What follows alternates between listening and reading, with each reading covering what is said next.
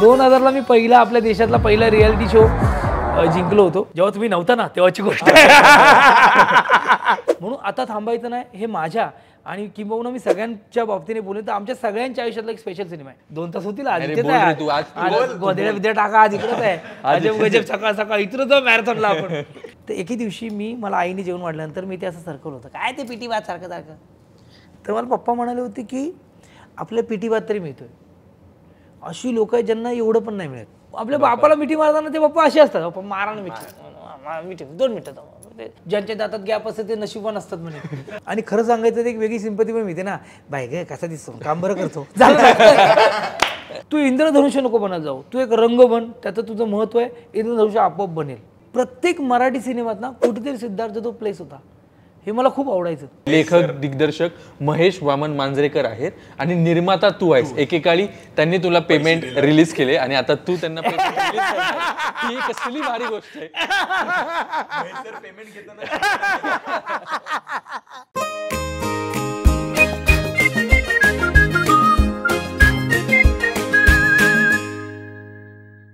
लहानपणी चाळीत राहत असताना आमच्या छोट्याशा टीव्हीवर एक मूवी लागायचा. त्या सिनेमात आपल्यासारखाच सामान्य दिसणाऱ्या एका मुलाला बघून वाटायचं साला याच्यासारखं काहीतरी जमलं पाहिजे. पुढे शाळेत गेल्यानंतर त्याचे असंख्य सिनेमे बघितले. त्याच्याच पावलावर पाऊल ठेवून मग थिएटरमध्येही काम करायला सुरुवात केलं. ज्या ज्या वेळी चेहऱ्याचा कॉम्प्लेक्स आला ना त्यावेळी त्या व्यक्तीचं काम आठवून स्वतःला कॉन्फिडन्स आणलं. मुंबईच्या गल्ली गल्ली ज्याने पेपर टाकले पण आज प्रत्येक पेपरात तो झळकतोय. मराठी रंगभूमीपासून त्याचा सुरू झालेला प्रवास आज बॉलिवूडमध्ये तो धमाका करतोय. आणि चेहऱ्याने जरी एव्हरेज दिसत असलेला हा तरुण आता महाराष्ट्राचा स्टाईल आयकॉन झालाय. आणि तीच स्टाईल आयकॉन, तोच व्यक्ती, तोच महाराष्ट्राचा सुपरस्टार म्हणजेच सिद्धार्थ जाधव उर्फ हॅशटॅग आपला सगळ्यांचा लाडका सिद्धू आमच्यासोबत आहे. दादा खूप खूप स्वागत आहे तुझं अजब गजब मध्ये. हो, मी प्रस्तावना सुरू झाली तेव्हा गालातल्या गालात हसायला लागलो. बरं एवढं आहे का? शाळे बिळेची गोष्टी आल्यानंतर असं वाटतं म्हणजे मोठा झालोय मी असं वाटतं जरा. वयाने नाही पण माझं करिअर लवकर सुरू झालंय. म्हणजे मी 18 वर्षी माझं करिअर सुरू झालं आहे. म्हणजे मी SYला असताना मला पहिलं नाटक मिळालं, त्यामुळे माझा म्हणजे वय कमी आहे पण कारकीर्द म्हणजे 25 वर्षाची कारकीर्द आहे असं आहे ते. आणि आता 2025 मध्ये तू 25 पूर्ण केलीस तुझ्या करिअर. हो यार हो. ज्यावेळेस तू सुरुवात केलीस त्यावेळेस आमच्या दोघांचे जन्म झाले. 2000ला मी 19 वर्षाचा होतो मी. हा 81चा आहे ना मी, त्यामुळे मी आणि मी तेव्हा 2000ला मी पहिला आपल्या देशातला पहिला रियालिटी शो जिंकलो होतो, ज्या रियालिटी शोचं नाव होतं सुपरस्टार. ते DD2वर लागायचं, ॲक्टिंग डान्सिंग सिंगिंग सगळं त्यात होतं. तो आपल्या देशातला पहिला रियालिटी शो आहे. म्हणजे त्याच्यानंतर ते खूप सारे आले, DMD वगैरे DID वगैरे हे सगळे नंतर आले. तेव्हा ॲक्टिंग डान्सिंग सिंगिंग असं एकत्र व्हायचं. माझ्या वेळेला इरफान खान सर जज होते. मला असं त्या शेफाली छाया मॅम, सपने में मिलती है मधल्या त्या ॲक्ट्रेस त्या होत्या माझ्याला जज. आता छावामध्ये ज्याने उत्तम काम केलं विनीत कुमार सिंग, तो जेव्हा त्याचा फाइंड म्हणजे त्या शोचा फाइंड आहे, जेव्हा त्याला महेश सरांनी हत्यारसाठी म्हणजे वास्तवात सिक्वेल निघालेला ना, त्या हत्यारसाठी त्याला तिथून उचलला. तो त्या कॉम्पिटिशनमध्ये होता, त्याला महेश सर जज करायचे, अदनान सामी जज होते. आणि त्याचं त्या कॉम्पिटिशनचं हे होतं, प्राईज होतं जो जिंकेल त्याला टिप्सची फिल्म होती, जो नाचेल त्याला राजू खान सरांबरोबर कोरिओग्राफीची संधी, आणि जो गाईल त्याला जतीन ललितच्या बरोबर गायची संधी. असं 2000 भाई. आणि माझा नाही मी ऍक्टिंग. मग आमच्या एरियात ना एक पोरगा होता रुपेश नाव, मला आता नाव आठवत नाही, तो ना ऋतिक सारखा नाचायचा. आणि ते होतं पाहिजे हिंद पोशिवारे जिंदले जायलो, त्या ते पायाचा आयटम होता बघ. तो ऋतिकाचा पायाचा आयटम करायचा माहिती आहे एक, म्हणजे ऋतिकने एक डान्स करायचा जीतले जो, आणि तो करायचा तो त्याचं सॉलिड करायचा. तर त्याला सपोर्ट म्हणून मी त्या ऑडिशनला गेलेलो की तो करतोय तिकडे तर जाऊया आपण. मी त्या मॅम एलिना नावाच्या मॅम आहे त्यांना, म्हणजे मी आज अजब गजबवर त्यांचं नाव घेतोय, मॅम एली मॅम, त्या तिकडे त्या ऑडिशन कंडक्ट करायला होत्या. मग त्यांना मी म्हणालो, आणि तिथे ॲक्टर बिक्टर यायचे रे, मग रडायची पडे ते ॲक्टिंग बिक्टिंग करायची ते. तर मी त्यांना बोललो मॅम मैं कर सकता हूँ क्या? तर त्या बोलले हो. मग माझे आपले एकांकिका स्पर्धेपासून किंवा आपल्या शाळेपासून 2 बॅच ठरलेले असतात, एक कॉमेडी आणि एक सिरियस. मग आपण तिकडे कॉमेडी केला आणि मग त्यांना तो आवडला. तो बोलला ओके. मग नंतर एक कॉल यायला लागले आणि मग मी मी परफॉर्म केलं, मला चांगलं आठवतं. माझं जेव्हा जिंकलो ना, म्हणजे मी पहिला एक माझा ॲक्ट केला, मग मी फायनलला गेलो. मग फायनलला कुठला परफॉर्मन्स करायचा, ते एक नाटक होतं आमच्यासारखे आम्हीच, संजय नार्वेकर सर, भरत सर, अंकुश सर, केदार सरांचं नाटक. तर त्याचं फॅन होतो ना, तर त्यातला एक पॅच होता जे संजय नार्वेकर सर करायचे, ते मी मराठीत करायचो. मग मी तिथल्या तिथे इंग्लिश हिंदीमध्ये करून वगैरे मी जिंकलो होतो. आणि मला तेव्हा आयवाचा होम थिएटर मिळाला. आयवा नावाची कंपनी होती एक, त्याचा TV त्याचा होम थिएटर मिळाला होता 2000ला. तुम्ही बापरे. आणि माझा जेव्हा परफॉर्मन्स होता ना, तेव्हा इंडिया ऑस्ट्रेलियाची मॅच होती आणि पॉन्टिंगने लय धुतला होता त्या दिवशी, त्यामुळे ते टेलिकास्टिंग कोणी बघितलं नव्हतं माझं हा परफॉर्मन्स. पण भाई ते कमाल होतं. तर 2000ला मी बापरे आम्ही नव्हतोच. पण आता कसं वाटतं? नाही, अजब गजब वाटायचं तुम्ही आता.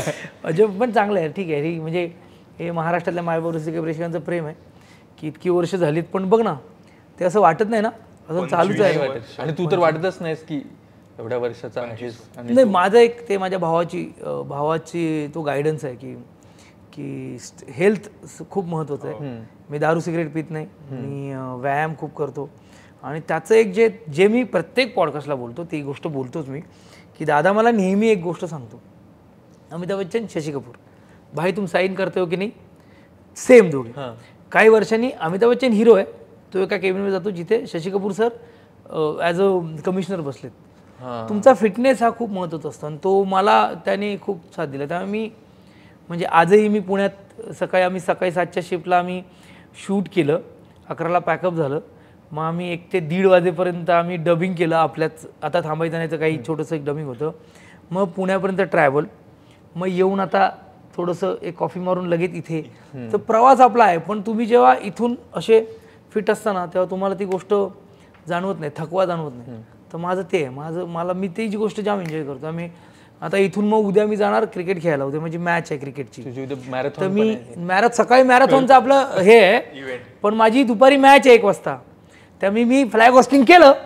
किट गाडीमध्ये किट आहे, ज्या गाडीने आलं त्या गाडीत किट आहे, बॅट पॅड, मी किपिंग करतो, किपिंग ग्लोव सगळं घेऊनच आलोय मी. प्रमोशन पहिलं, पण फिटनेस पाहिजे, काहीतरी स्पोर्ट्स खेळणं गरजेचं आहे, कुठलाही खेळा. तर मला क्रिकेट आवडतं, त्यामुळे क्रिकेट खेळतो. तुझं फिटनेस रुटीन काय आहे तसं? काय नाही झोप. मी खरं सांगतो, म्हणजे ज्यांनी मला व्यायामाची आवड लावली ते आमचे परुळेकर सर, म्हणजे तुम्ही त्यांना भेटला असाल किंवा प्रत्येक म्हणजे सुबोध भावे सरांच्या इंटरव्ह्यूमध्ये, जितेंद्र जोशी सरांच्या इंटरव्ह्यूमध्ये, प्रिया बापट, उमेश कामत सरांच्या इंटरव्ह्यूमध्ये, म्हणजे त्यांची ओळख आहे परुळेकर सरांची. तर नटरंग सिनेमा ज्यांनी अतुल कुलकर्णींना बॉडी बिल्डर बनवलं आणि मग बारीक बनवलं, हे ट्रान्सफॉर्मेशन ज्यांनी केलं ते परुळेकर सर. मग मी त्यांना भैरू पेलनकी जेवसाठी भेटलो.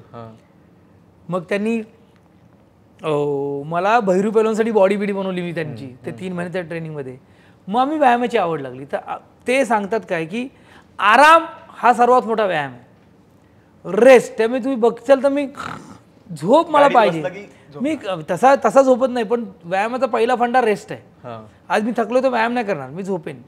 तुम्ही स्वतःला पुश करणं, जे मी करतो. कारण की आता आमची पिढी 50-60 ओलांडेल असं वाटत नाही मला. पण आम्ही तुझ्याकडे असं काही रुटीन आहे का तुझं फिटनेस रुटीन, की भाई हे तुम्ही जर फॉलो केलं तर आमच्यासारख्या पिढीला वॉकर किंवा काटीविटी तर नाही वापरायला लागणार? नाही, तसं नाही सांगू शकत मी. म्हणजे आपण काय 50साठीच नाही, म्हणजे आपल्या गावाकडची लोक बघितले, आपल्या कोकणातले आमची लोक सगळी आपल्यापेक्षा वयस्कर लोक, आपण त्यांना सोकॉल्ड म्हातारे लोक बोलतो, पण आपल्यापेक्षा ज्येष्ठ लोक आहेत, ते यार बिंदास चालतात, कुठे कुठे असे काटक असतात.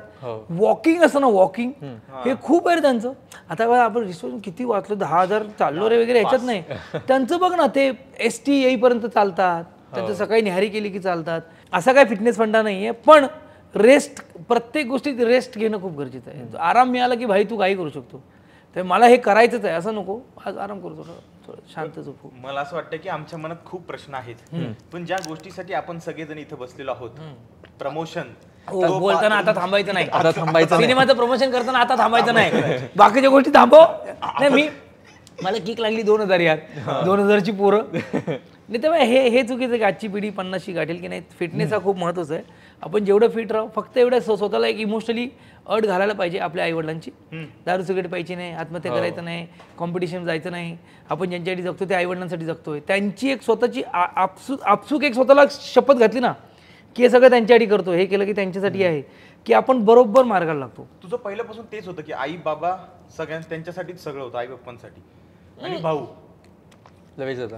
लवेश दादा नाही, मला असं वाटतं की त्यांच्यामुळे तो ना फोर्स मिळाला. म्हणजे म्हणजे म्हणजे आपण बोलतो ना, अरे जाम डिप्रेशन आलो रे, आपल्याकडे खूप असतं. म्हणजे अरे लाईक्स मिळालं नाही रे, अरे हे नाही झालं रे, अरे त्यांनी बाईट नाही दिला रे, अरे आपण स्वतःला खूप कामी खिचतो आणि काय होतं त्याच्यातून आपण खूप काही मार्गे काढतो. म्हणजे माझ्या कॉलेजमध्ये उडान गरम प्यायचे फक्त टाइमपासला पोरं, जरा बघूया, आणि आता त्याचे चेंज स्मोकर झालेत.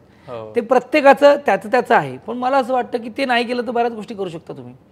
सो स्वतःला एक इमोशनल अट घालणं गरजेचं आहे, त्याने तुम्ही सगळं कराल. मला अचीव करायचं आहे, कोणासाठी करायचं आहे? माझ्या आईवडिलांसाठी करायचं. मला एक गोष्ट नाही करायची, कोणासाठी करायची? माझ्या आईवडिलांसाठी करायची. ते आणि मला असं वाटतं आई वडील हा एवढा, म्हणजे ते असतं ना भगवान की लिए काय सच कहूंगा सच की जो कुछ नाही कहूंगा, तर मला वाटतं तेवढी ती महत्त्वाची व्यक्ती आपल्या आयुष्यातली.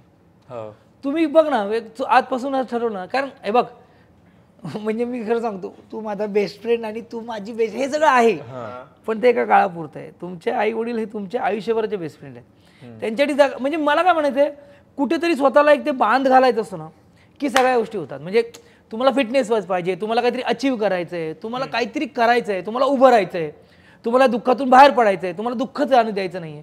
ही जे काही तुम्हाला जे प्रश्न पडलेत ना, तर कोणासाठी करायचं? जर तुम्ही आता 20, 22, 25 वर्षाची पोरं आहे, तर तुमच्यासाठी ध्येय काय? तर आई वडिलांसाठी. असं काहीतरी ध्येय दिलं ना, की म्हणजे खऱ्या अर्थानं तुमच्या आयुष्यात अजब आणि गजब तुमची आई आणि बाबा आहेत असंही म्हणेल. तर तो जो थॉट तुम्ही दिलात ना, की तुम्ही सगळं म्हणजे सगळं तुम्ही सगळं मिळेल तुम्हाला. आई वडिलांचा आशीर्वाद सांगतो आपला, आता थांबायचं नाही. त्यामुळे ती गोष्ट लक्षात ठेवा, बाकी काय नाही. आता थांबायचं आता आलो त्याच्यावर आपण. मी येतो मी कुठे गेलो तरी प्रमोशनवर येतो. आपल्याला सांगितलंय की तिथे यायचंय. काय चालू आहे सध्या, कशा पद्धतीचं प्रमोशन चालू आहे? की आता सुरू झाले प्रमोशनला? नाही, प्रमोशन खूप सुंदर चाललंय. झी चित्रगौरवमध्ये पहिला टीजर आला होता, आणि त्या टीजर पासूनच प्रचंड, म्हणजे मला खूप बरं का वाटतं माहिती आहे का. म्हणजे जसं मला 25 वर्षाची कारकीर्द आहे, तर मी म्हणजे खूप चांगल्या सिनेमांचा भाग आहे. म्हणजे मी नेहमी म्हणतो, आणि हे म्हणतोच प्रत्येक पॉडकास्टमध्ये, की मी किती चांगला ॲक्टर मला माहित नाही, पण नशिबान ॲक्टर आहे, कारण मी त्या प्रत्येक गोष्टीत होतो. धोधो चालणारे सिनेमे, ब्लॅक होणारे सिनेमे, भारत माताचे गेट तुटलेले, एवढी गर्दी, आपल्या प्रवासच्या किबे थिएटर, आता किबे थिएटर भाई, गर्दी रस्त्यातून वगैरे, हे सगळं मराठी सिनेमावर भरभरून प्रेम करणारा मायबाप रसिक प्रेक्षक, ती सगळी पाहिली गर्दी. आणि आता खूप दिवसांनी ना, म्हणजे आपला प्रत्येक मराठी सिनेमा, फक्त आता थांबायचं नाही म्हणत नाही मी, येणारा प्रत्येक मराठी सिनेमा हा मनापासून बनलेला असतो. मायबाप रसिक प्रेक्षक त्याच्यावर मनापासून प्रेम करतात. आता थांबायचं नाही बद्दल सांगेन ना, तर बऱ्याच दिवसांनी ना, म्हणजे मी तर त्या सिनेमाचा भाग आहे, याचा मला आनंद अभिमान दोन्ही गोष्टी आहेत. कारण सिनेमा कमाल आहे, इन्स्पायरिंग आहे. मला नेहमी वाटायचं, म्हणजे मी खूप साऱ्या हॉलिवूडच्या फिल्म बघतो ना, तर बेस्ड ऑन ट्रू इव्हेंट अशा पण खूप बघतो सिनेमे. आपण त्यांना असे ना, काय बोलतात ते, मनापासून ते सिनेमे बघतो.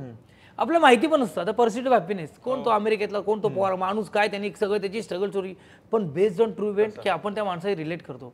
मला खूप वर्षांनी किंवा माझ्या आयुष्यात पहिल्यांदा मला असा सिनेमा मिळाला ज्या सिनेमाची टॅगलाईन आहे बेस्ड ऑन ट्रू इव्हेंट.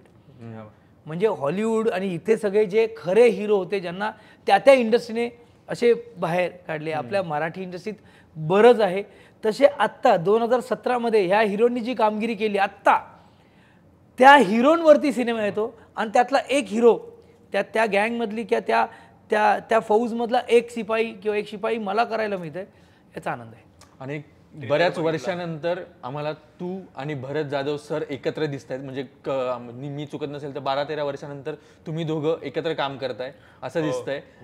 आमच्यासाठी ती मेजवान आहे खरं तर, तुम्हा दोघांना एकत्र एका फ्रेम मध्ये बघणं, 70mm वर बघणं, तू आणि आम्हाला ती केमिस्ट्री माहितीच आहे. सो तुला जुनी, आणि तुला कसं वाटत होतं शूट करताना, तुम्ही दोघं एकत्र काम करताना, कारण की बऱ्याच काळानंतर तुम्ही एकत्र राहता, कसं वाटत होतं तुला काम? काय मस्त वाटतं रे. मी तुला खरं सांगतो, भरत जाधव म्हणजे तुला माहिती आहे गमती नाही, तुम्ही आता मी असं म्हणू शकतो ना, जेव्हा तुम्ही नव्हता ना तेव्हाची गोष्ट तुम्ही नव्हता रे तेव्हा, असं नाही, पण सुरुवातीला ना मला ना भरत जाधवचा भाऊ म्हणायचे. अरे सिद्धार्थ जाधव, भरत जाधव. कधी मला ना गमतीने, मायबाप रसिक प्रेक्षक आहेत, ते आपला चेहरा लक्षात ठेवतात, कधी त्यांना नाव माहिती नसतात, ते पटकन आपलं भरत जाधव असं बोलून मोकळं होतात. त्याचं मला कधीच वाईट वाटलं नाही, कारण मला नेहमी वाटतं की कुठल्या माणसाच्या नावाने आपलं बोललं जातं ते भरत जाधव भाई, ज्या माणसाने जत्रा सिनेमात एवढा सपोर्ट केला, महाराष्ट्राचा सुपरस्टार, त्यासमोर मी एवढी मजा करतोय.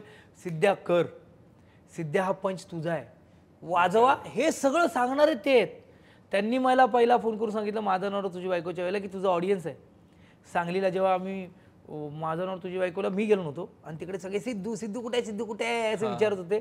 तर त्यांनी फोन करून मला सांगितलं की सिद्ध्या यार तुझा ऑडियन्स तयार होतोय, तू तयार कर, तू हे डेव्हलप कर. पहिल्यांदा आयुष्यात 1 लाख रुपये मला काय म्हणतात पेमेंट मिळून दिलं. बरंच जातो सर. उलाढालच्या वेळेला 3:30च्या वेळेला आम्ही शूटिंग करत होतो आणि उलाढालचं तेव्हा ते स्वर्गीय अजय सरपोतदार सर आले होते. आदित्य सरपोतदार आपला मित्र, त्याचे वडील, आदित्य सरपोतदारचा पहिला सिनेमा.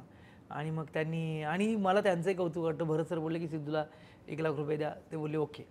तर मला वाटतं ही म्हणजे भरत सरांचं खूप माझ्या आयुष्यात महत्त्व आहे. आणि प्रत्येक वेळेला प्रत्येक सिनेमात म्हणजे एकदा केदार सरांनी मला विचारलं होतं की तुला कोण व्हायचं आहे, हे व्हायचं की भरत जाधव व्हायचं आहे. बोलून सर मला भरत जाधव व्हायचं आहे. मग बोललं थांब मी तुला व्यवस्थित चॅनलाइज करतो. तर मला ही भरत जाधव ही म्हणजे परत एकदा खूप नशिबान की प्रत्येक कुठला ना कुठला सिनेमा त्यांच्यावर आहे आणि त्यांच्याकडून ना ते म्हणजे ना अजाणतेपणी पण बऱ्याच गोष्टी शिकून जातात.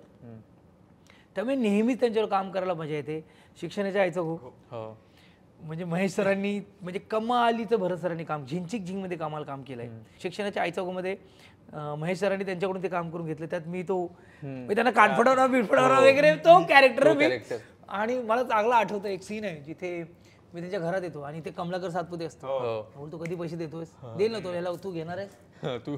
आणि तेव्हा ना मी भरत सरांच्या कानफडात मारतो 2-3दा, असं आहे.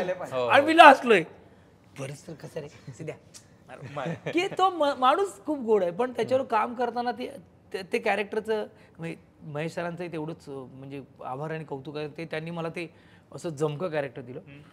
पण भरत सर नेहमीच मला सपोर्ट करतात नेहमी.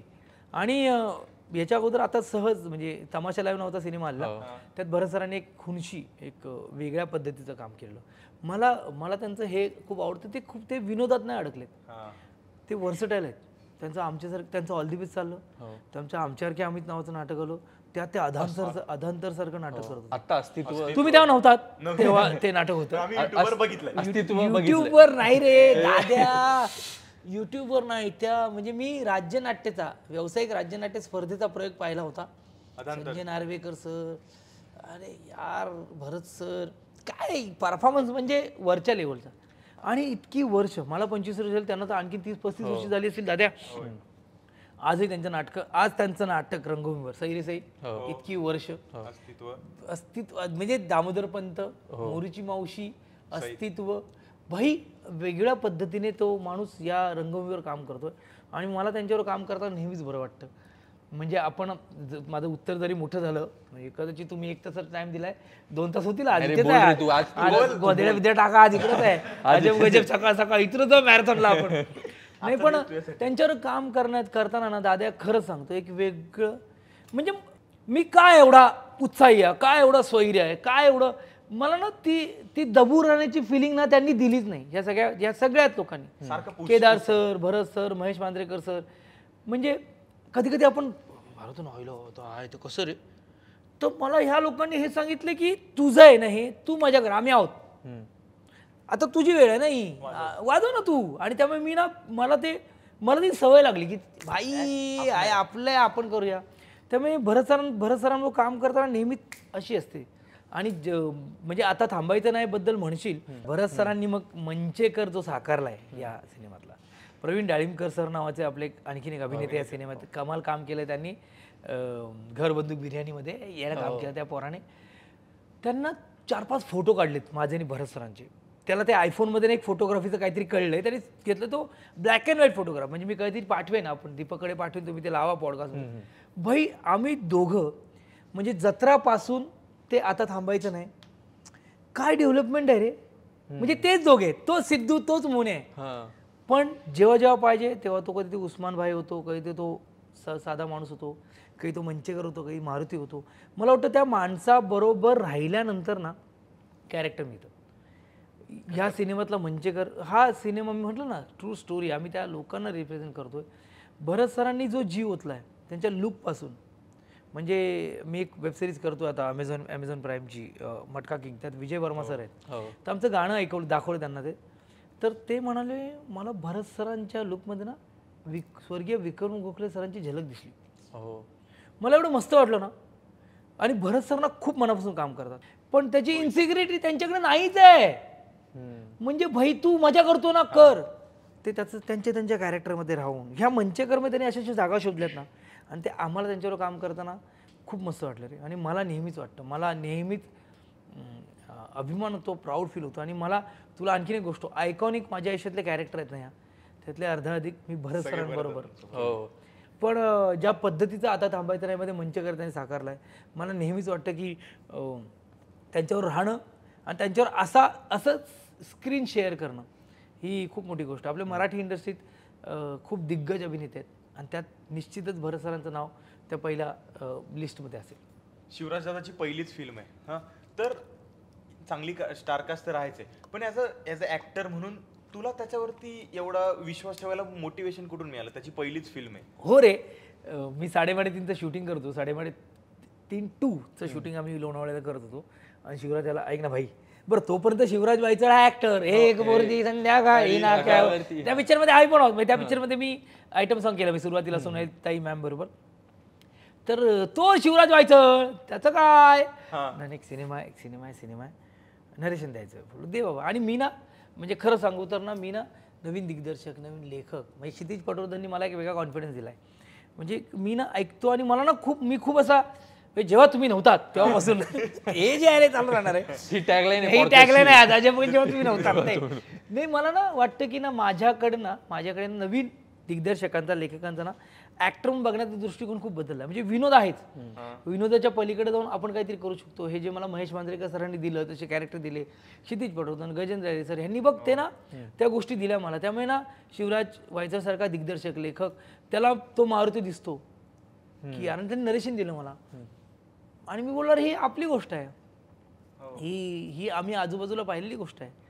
आणि ही मला जसं मला बालभारती सिनेमा केला तेव्हा मला क्लिक झालं ना की यार ही माझी गोष्ट आहे, तसं मला हा सिनेमा बघतो ही यार ही आपली गोष्ट आहे, ही आपल्या बापाची गोष्ट आहे, ही आपल्या काकांची गोष्ट आहे, ही आपल्या आजूबाजू असलेल्या लोकांची गोष्ट आहे, ही अशा लोकांची गोष्ट आहे ज्यांनी आपलं लहानाचं मोठं केलं आहे, ही अशा लोकांची गोष्ट आहे ज्यांनी त्यांचा खिसा फाटला आहे पण आपला यार शिवून दिलाय की आपल्या खिशात भरलेले चिल्लर बिल्लर दिले. शिवडी दादर परेला तीच लोक नाही, आपले सर्वसामान्य लोक, आपली लोक, प्रेमळ लोक, आणि त्यांची गोष्ट आहे यार.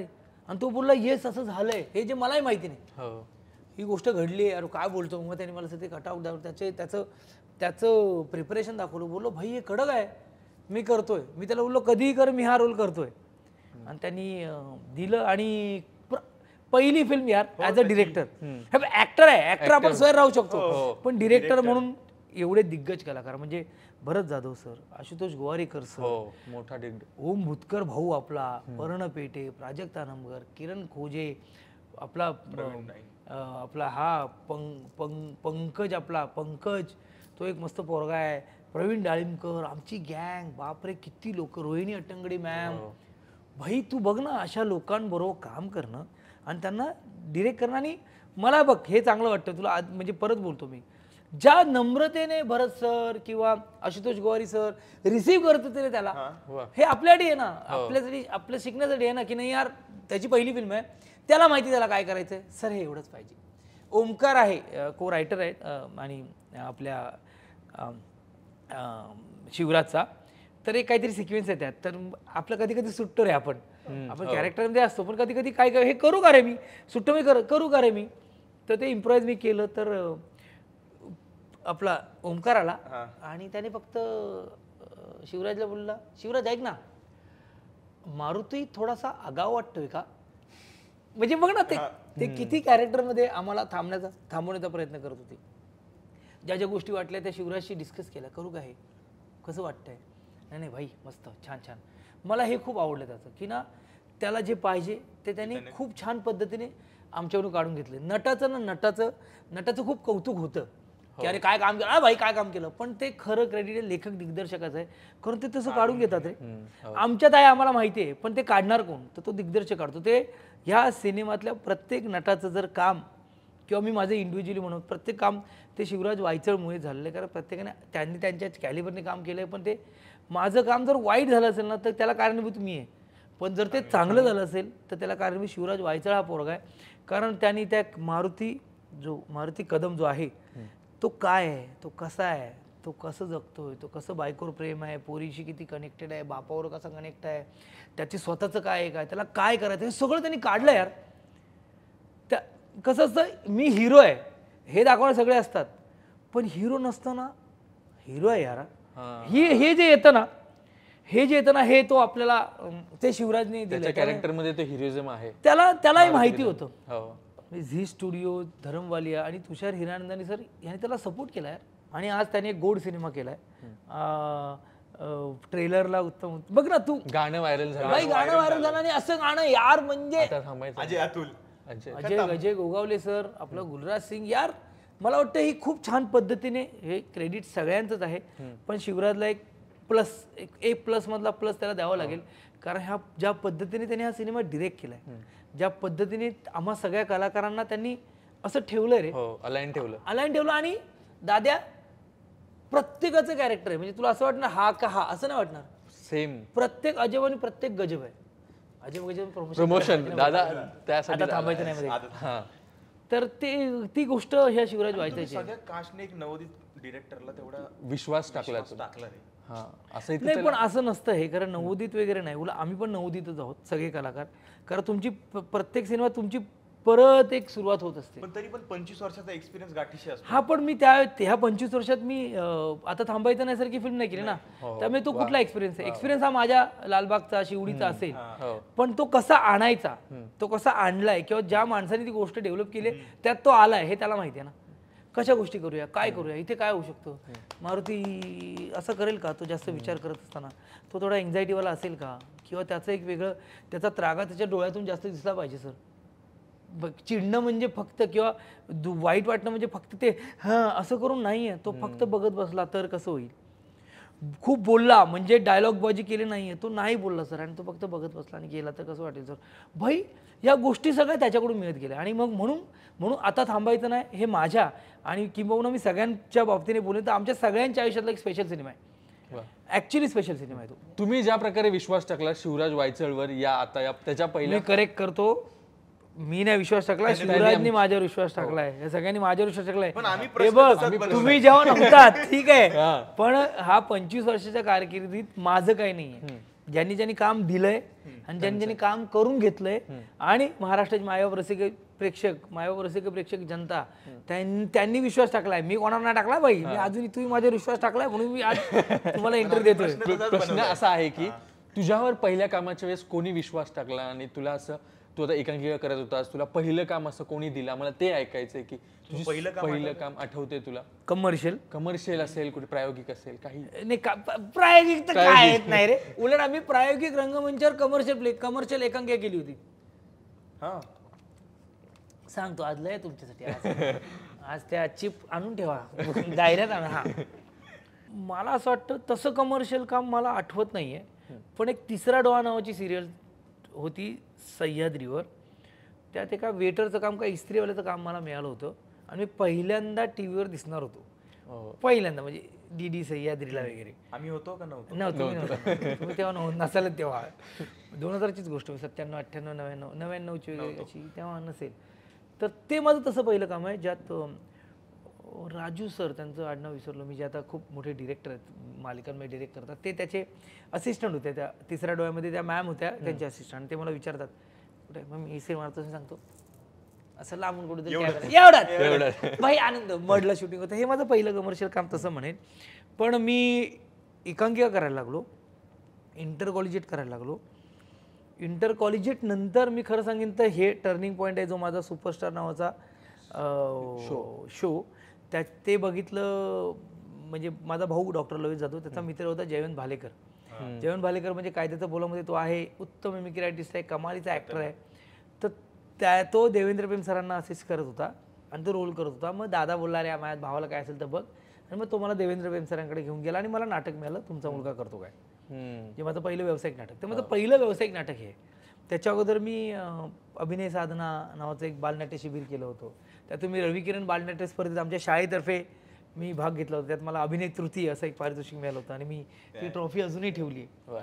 ती अजूनही ठेवली आहे माझ्याकडे. म्हणजे जे ट्रॉफिशियल माझा जो आहे त्यात ती ट्रॉफी माझ्याकडे अजूनही आहे. पहिली भाई कधी यार मिळेल नाही सर्टिफिकेट ते एक आहे. आणि मग मग मग खऱ्या अर्थाने तुमचा मुलगा नंतर माझं कमर्शियल काम जास्त सुरू झालं. कारण तिथे मला एक माझा गुरुमित्र भेटला. एक तर मला देवेंद्र पेम सरांच्या हाताखाली काम करायला मिळालं. भाई म्हणजे तुम्ही जेव्हा नव्हता तेव्हा एक नाटक आलेलं ऑल द बेस्ट, ज्याने कमालीचे प्रयोग केले. आणि मी अरे तर देवेंद्र पेम सरांबरोबर काम करायला मिळालं. त्यांचे ऑल दी बेस्ट मी नाटक पाहिलं नव्हतं म्हणून मी आमच्यासारखे आम्हीच पाहिलं, कारण ते तिघं होते. आणि देवेंद्र सरांकडून खूप गोष्टी शिकलो. ते नाटक चाललं, त्यात पॅडी होता, पंढरीनाथ कांबळे. पॅडी सरांमुळे मला खूप संधी मिळाल्या. म्हणजे कुमारी गंगूबाई नॉन मॅट्रिक, त्याच्यानंतर हसा चकटफू, त्याच्यानंतर एक झोका नावाची सिरियल केली जी पॅड्यामुळे मला मिळाली. पॅड्यामुळे मला पॅड्या बोलतो तो पॅडीजीच आहे, पॅडी सरच आहे माझ्यासाठी, तो माझा गुरुमित्रच आहे. हसा चकटफूमध्ये मला केदार सर, भरत सर, अंकुश सर, विकास कदम सर, अरे भाई गँग यांच्यावर काम कर. मग ते मग केदार सर हा पोरगा अरे मस्त आहे, पोरगा मस्त आहे. मग इकडे तिकडे कामं, मग काय आणखीन बऱ्याचशा ठिकाणी मला संधी मिळत गेली. मग लोचा झालं नाटक आलं. मग लोचाने तर मग ते याच्या मामा आपण सुरू झाला. आणि ते म्हणजे मला नाही खो खो तर ते नंतर आला 2003-4-5 ला हे आला ना. पण मला तुला असं विचारायचं आहे की म्हणजे आम्हाला तुझं जर स्क्रीनवरचं काम आठवत असेल तर अगबाई अरेच्छा मध्ये संजय नार्वेकर पंखा हलवतोय. का केली रे तुझी भूमिका? म्हणजे तुला असं उभा केलं जस्ट कोणी नव्हतं म्हणून की केदार सरांसोबत काम करायला वेळ आहे का माझ्या आयुष्यातलं? अरे आपलं प्रत्येकाचं स्वप्न असतं पिक्चर भाई. आणि आमचं लोचा झाल्यावर नाटक चालू होतं, ज्या संजय नार्वेकर सर होते, मी होतो आणि केदार सर पहिल्यांदा एक सिनेमा डिरेक्ट करत होते. आणि आम्ही सगळेच होतो त्यात, म्हणजे लोच्यातली सगळी गँग होती. आणि तेव्हा कसं असं माहिती आहे ना, म्हणजे इम्प्रोव्हायझेशन हे मी देवेंद्र पेम सरांकडून शिकलो होतो. पॅडी आणि भरत सर हे सगळे लोक शिकत होते. केदार सर तर वेगळ्या ब्रिलियंट आहेत ना ते. केदार सर ना भाई म्हणजे तू फक्त त्यांना फॉलो करायचं. हां म्हणजे ते काढतात बरोबर. आणि तुला त्यांना कळतं माझे प्लस पॉईंट सिद्ध्याला कसा वापरायचा. तर त्या गँगमध्ये मग अगबाई मध्ये छमछममध्ये आम्ही नाचलो. मग त्याच्या छमछम नंतर पण एक सीन आहे, ते आम्ही घरी येतो ना, नारायू देश काय शिकवायू करो मेरे साथ जॉगिंग जॉगिंग असं करून मी पळतो मी, तसा छोटा सीन होता तो पण आम्ही इम्प्रोव्हाइज केला. आणि मग ते एक गाणं होतं ज्यात ना मराठी सिनेमातले आयकॉनिक गाण्यांना एक ट्रिब्यूट द्यायचा होता. त्या मूवी बघ ना की ते प्रियंका आणि संजय सरांचं गाणं आहे, म्हणजे ते तुझ्या फिरतीचं झालं खूळ, असे वेगवेगळे पॅटर्न आहेत. तर ते राजा हरिश्चंद्र कुंजावनाची मग आम्हाला कुठे कुठे करणार, तर आम्ही तिकडे आपले मग आम्ही 4 हे आहेत, त्यानंतर कमळे पण आहे तिकडे आपले, बघ लोच्यातली सगळी टीम आहे तिकडे. आणि सरांच्या म्हणजे केदार सरांनी त्यावेळेला ज्या त्यांच्या कलाकृतीतले सगळे कलाकार होते ना ते त्या सिनेमात आहेत. आणि खूप जणांचा तो पहिला सिनेमा आहे, माझा तो पहिला सिनेमा आहे आयुष्यात. पहिल्यांदा सिनेमात काम केलं तर मी केदार सरांच्या अगबाईच्या माझा पहिला सिनेमा आहे. मग जत्रा आला, मग जत्राने ते आपल्याला एक तो त्यामुळे ती भूमिका मी का केली नाही, ती मी केली आणि आजही ते लक्षात राहतं, ते राहतं. किंवा क्लायमॅक्स वेळेला महेश संजय सर एक इंटरव्ह्यू देत असते, आम्ही मागे आपले फक्त ते पण एक गमतीशीर आहे. ते आपल्याला एक ती मुवमेंट आहे माझी, आणि ती कधी पहिलं आहे ना ते आणि कधी विसरू शकत नाही. तर का केलं नाही उलट केदार सर थँक्यू आम्हाला दिलं ते आम्ही केलं. पण केदार सरांबरोबर जितके काही सिनेमे केले मला असं वाटतं की बऱ्यापैकी विनोदी अंगाचे बरेचसे सिनेमे होते.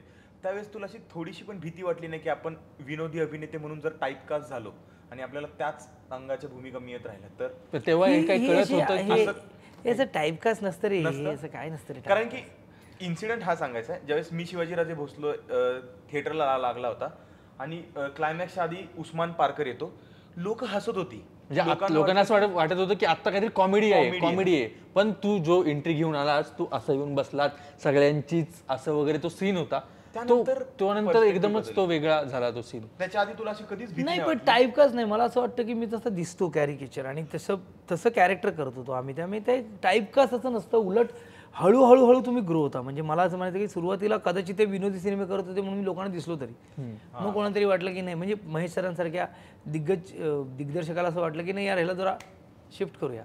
मग त्याने आपला तो कॉन्फिडन्स टाकला, आणि हळूहळू सगळ्या गोष्टी होतात, पटकन काय होत नाही.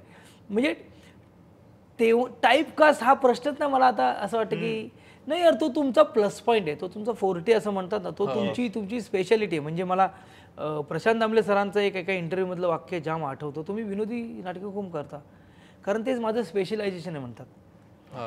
इंडस्ट्रीत खूप डॉक्टर आहेत, मी विनोदाचा डॉक्टर आहे, मग ती स्पेशालिटी माझ्याकडे. तर मला म्हणायचं तुम्ही कुठल्या पद्धतीने ते बघता, तो दृष्टिकोन. कारण हा प्रश्न अरे, आणि मग कधी कधी आपल्याला वाटतं रे नाही आपण तेच करतो. नाही यार, तुम्ही तेच नाही करत आहात. ते चांगलं हे नटाला कळलं पाहिजे, तुम्ही तेच नाही करत आहेत. विनोदमध्ये तुम्ही व्हेरिएशन देता. तुम्ही कधीतरी जा आणि जो सिरियस सीन करत असतो ना सिनेमा, त्याचे सिनेमा सलग बघा, तुम्हाला वाटतं तेच करतोय तो, उलट तेच आहे. काय बोलतो कसं आहे, मग मला असं वाटलं इथे कुठे गेला होता, तेच आहे त्याचं, पण तो वेगळ्या कॅरेक्टरमध्ये ते दिसताना तुम्हाला वेगळं पण वाटतं. मग कधी तुम्ही जो गंभीर भूमिका करतो त्याला कधी विचारता का तो तेच का करतो, टाईपकास्ट का होतो? हे नसतं. हे प्रत्येकाचं स्पेशलायझेशन आहे, हे तुम्ही बघितलं पाहिजे. म्हणजे मला नाही वाटत की तुम्ही सुरुवातीला असं वाटायचं रे काय तेच करतो रे, काय फक्त कॉमेडी करतो रे. आता तेव्हा असं वाटायचं हो रे आपण तेच करतो, बोलायचे लोक तुला. हा बोलायचे. पण तेच बोलतो ना की म्हणजे केदार सरांनी मला बघ ना, जत्रा, माझं नाव तुझी बायको, यंदा कर्तव्य आहे, मग बकुळा नामदेव घोटाळे, मग इरादा पक्का. म्हणजे इरादा पक्काला मला कास्ट करावं किंवा एक एक्झिक्युटिव्ह पोरगा दाखवावं किंवा भिजून गेला वारासारखं गाणं सिद्धूवर जो दिसण्यात एवढा नाही रोमॅन्टिक गाणं पण ब्युटिफुल गाणं आहे, पण सिद्धू ओके, पण तो कॉन्फिडन्स येईपर्यंत तुम्हाला तेवढा वेळ द्यावा लागतो प्रत्येकाला. तुम्ही लगेच कुठल्याही कलाकाराला त्या चौकडीत म्हणजे हा प्रश्नच कोणाला विचारू नका तू तेच करतोस का, कारण तो विचार करायला लागतो हो रे यायला. पण त्याचं स्पेशलायझेशन आहे, हे मी तसं घेतो. महेश सरांनी दिलं की मला म्हणजे महेश सरांनी सांगितलेला किस्सा आहे मला हा, की जेव्हा शिवाजीराजे भोसले बोलतोसाठी मला उस्मान पारकर केलं होतं तेव्हा त्यांनाही बोलला अरे तो विनोदी आहे, पण सरांचं हा म्हणणं होतं की ते करू शकतो तो, जे त्यांनी उस्मान पारकर म्हणून दिलं मला शिक्षणाच्या आईचा गोमही दिलं. माझ्या आयुष्यातलं आत्तापर्यंत तर मला सर्वात आवडलेलं काम लालबाग परळ, त्यातली भूमिका त्यांनी मला दिली. हां, म्हणजे तू म्हणत असेल तर मी शिवाजीराजे भोसले बोलतोय तर बंगालीत रिमेक झाला आहे, आम्ही शिवाजी बोलची, मिथुन चक्रवर्तीने काम केलं, त्यात माझी भूमिका मीच केली आहे. मला वाटतं की तुम्ही म्हणजे विनोद सिरियस तुम्ही काम छान करता. आम्हाला विनोदी कलाकारांनाही खूप वेगळ्या पद्धतीचे विनोद करायला मिळतात, कितीतरी आहे यार, आणि आम्ही ते करतो, त्यामुळे व्हेरिएशन खूप आहे. तर ते डोक्यात घेऊ नये की आपण तेच करतो. दिग्दर्शक लेखकाला काय पाहिजे त्या पद्धतीच्या आजही आपण स्वर्गीय दादा कोंडके सरांचे विनोदी सिनेमे एन्जॉय करतो, स्वर्गीय लक्ष्मणांना आपण अजूनही मिस करतो, पद्मश्री आता महाराष्ट्र भूषण आपले अशोक सराफ सर आपण अजूनही त्यांना जान्हवीला किल्लीची जान्हवी म्हातारी हे आपण अजूनही एन्जॉय करतो यार. ते अग्ग म्हशीवर जे नाचतात ना अशोक मामा आणि रंजना मॅम, त्याचे आता मी आपण एन्जॉय करतो. अरे ही मला वाटतं हे मुवमेंट्स आहेत जे नटाने एन्जॉय केले पाहिजे. तुम्ही त्या गोष्टीत राहिलात ना मी तेच करतो तर नाही, असं नाही म्हणा. ते त्या लेखक दिग्दर्शकाचं कौतुक आहे. पण महेश सरांनी मला त्या पद्धतीने धक्का नंतर मला सरांनी तो कॉन्फिडन्स दिला, कुटुंब दिला आणि करतातच. आणि आता तर मी म्हटल्याप्रमाणे शिवराज वायचळपर्यंत प्रत्येक दिग्दर्शक खूप वेगळ्या पद्धतीने माझ्याकडून काय छान गोष्टी काढून घेतो. सो जत्रावर मी येतो आणि जत्राचा तो तुझा सिद्धू आणि त्याचं कॅरेक्टरचं नाव पण सिद्धूच आहे, आणि मग तो बघा आमचा टीव्ही नाही लागत ते होतं, मग 2 रुपयाचे चणे द्या, हे कसं सापडत? म्हणजे हे इम्प्रोवायझिंग होतं किंवा हे स्क्रिप्टमध्ये लिहिलेलं होतं की ते, आणि त्या कॅरेक्टरचं नाव सिद्धूच का ठेवलं? हेच मी पहिली गोष्ट म्हणजे ना, मी नेहमी केदार सरांना थँक्यू म्हणतो की माझं नाव सिद्धू ठेवलं. एक तर मला घरात सिद्धू म्हणायचे, त्या सिनेमामुळे मी सिद्धूच झालो आणि मग हॅशटॅग आपला सिद्धू आहेच आता. पण हे सगळं आहे ना, हे केदार शिंदे सरांचं आहे. आमचं कामाचं कौतुक हे सगळं त्यांच्या डोक्यातलं आहे. तो ह्युमर, ती मजा. हा आता कसं आहे बघा आमचा केबल नाही, हे केबल दे मला बळ वगैरे तिथल्या इथे सुचायचं रे, कारण तेव्हा ते भाई गरमागरम आहे ना. म्हणजे आणि स्वर्गीय विजय चव्हाण सर पण आम्हाला सपोर्ट करायचे ना. बरं त्यात जत्रामध्ये कोण, कुशल बद्रिके, संजय खापरे, रमेश वाणी, गणेश रेवडेकर, भरत सर, मी भाई गँग ना रे. त्यामुळे टाइमपास तो व्हायचा. संजय खापरे यांचा ह्युमर तर भाई तू म्हणजे तू एलाट पापड लाट हे सगळं. अरे पण भरत सर केदार सर ते सगळं सपोर्ट करायचे आम्हाला, करा पोरं करा, आणि यातून यायचं रे, ते व्हायचं ते. आणि ती जत्रा ही फिल्म बनली, याला गाड त्याला गाड, त्या सगळे इतके वेडे होते तुम्ही सगळे त्या सिनेमात. म्हणजे माझं असं म्हणणं आहे की त्या काळातला जर सिनेमा असेल अशी ही बनवी त्या तोडीचा सिनेमा त्यानंतरचा जर आम्ही कुठला एन्जॉय केला असेल जास्त, म्हणजे त्या पिढीने अशी बनवी एन्जॉय केला आणि आम्ही जर कुठला पिक्चर हा एन्जॉय केला असेल आणि आताही आम्ही पाय टाकून जत्रा बघतो, तो जत्रा सिनेमा आहे. सो असं आम्हाला ते असं वाटतं की तो सिनेमा आमच्या काळात घडला. आणि नाही पण हे पिढीचं असलं तरी विराट कोहली आजच्या जनरेशनला आवडत असला तरी भारतरत्न सचिन तेंडुलकर आहे. तुम्ही जत्राचं तुम्ही अशी बनवणीशी कंपॅरिझन नाही, आम्हाला तो कारण अशी बनवी भाई. पण ठीक आहे, म्हणजे हे सगळं परत आहे केदार सर आणि त्या टीमचंच कौतुक आहे की अजूनही तो विनोद लोकांना आवडतो. जसं आम्हाला अशी बनवणी आवडतो तसं तुम्हाला जत्रा आवडतो. पण हे चांगलं आहे, म्हणजे मी त्या मेकरचा आहे. मी तो नशीबवान नट आहे की त्या प्रत्येक गोष्टीत मी आहे भाई.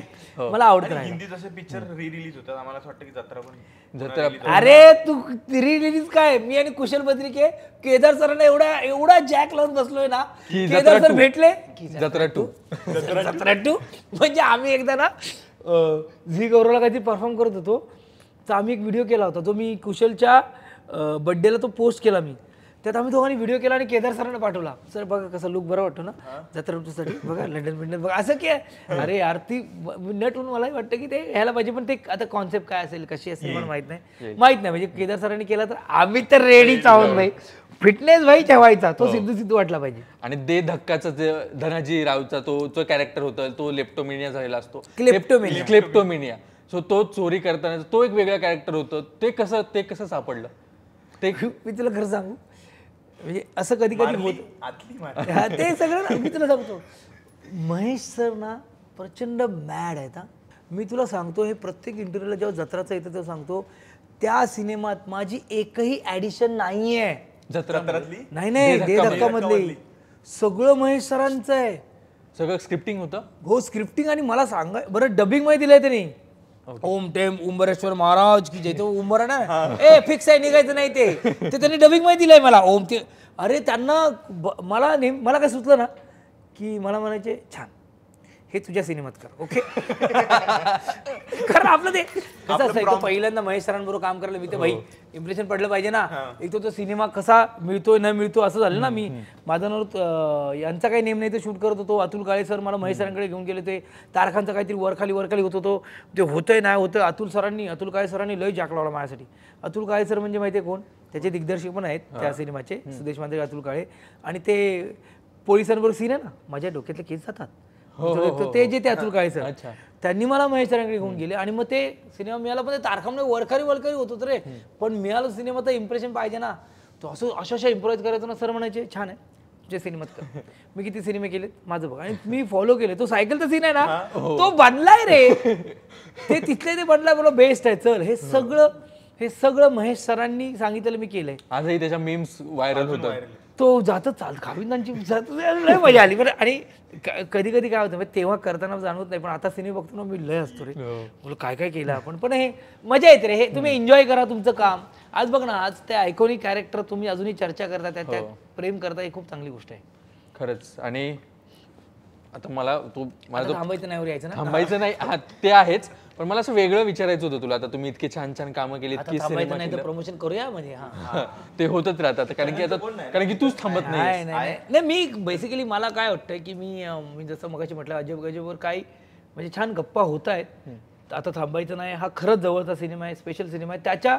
त्या अनुषंगाने त्या गोष्टी येत आहेत. पण कदाचित मला वाटतं इतके दिवस तुम्ही अजब गजब पॉडकास्ट करताय, आता थांबायचं नाहीच्या निमित्ताने चालू, कारण काय ती स्पेशल आहे सिनेमा. स्पेशली बोलत आता थांबायचं नाहीवर आणूयात का? मी आणलंच. पण आता इतके छान सिनेमे करत होता. जत्रा केला, शिवाजीराजे भोसले केला, बकवा नामदेव केला, सगळेच सिनेमे हिट येत होते. पण प्रत्येकाच्या आयुष्यात एक बॅड पॅच येतो. 2013 ते 2017 तूच असं म्हणाला की त्या काळात चालेल कामच वाजलंच नाही. मग त्या काळात असं कोण होतं तुझ्यासोबत ज्यांनी म्हणलं सिद्धूदा आता थांबायचं नाही. हा मुवमेंट माझ्यासाठी मी बोललोय पण खूप वेळा. मी खूप बोलत नाही आता, कारण प्रत्येक ठिकाणी ते बोलण्यात जरा काही तसं नाही. पण ती फेज असते ना. मला एवढंच म्हणायचं आहे की प्रत्येकाच्या आयुष्यात येते तेव्हा तुम्ही उभं राहिलं पाहिजे. मग ती फक्त ॲक्टिंगमध्ये येते का? क्रिकेटरला पण येते, गायकाला पण येते, रायटरला पण येते, तुम्हाला पण येते, प्रत्येकाला, पॉडकास्टरला येते, आपल्या सर्वसामान्य आयुष्यात येते की आता काहीच घडत नाही आहे.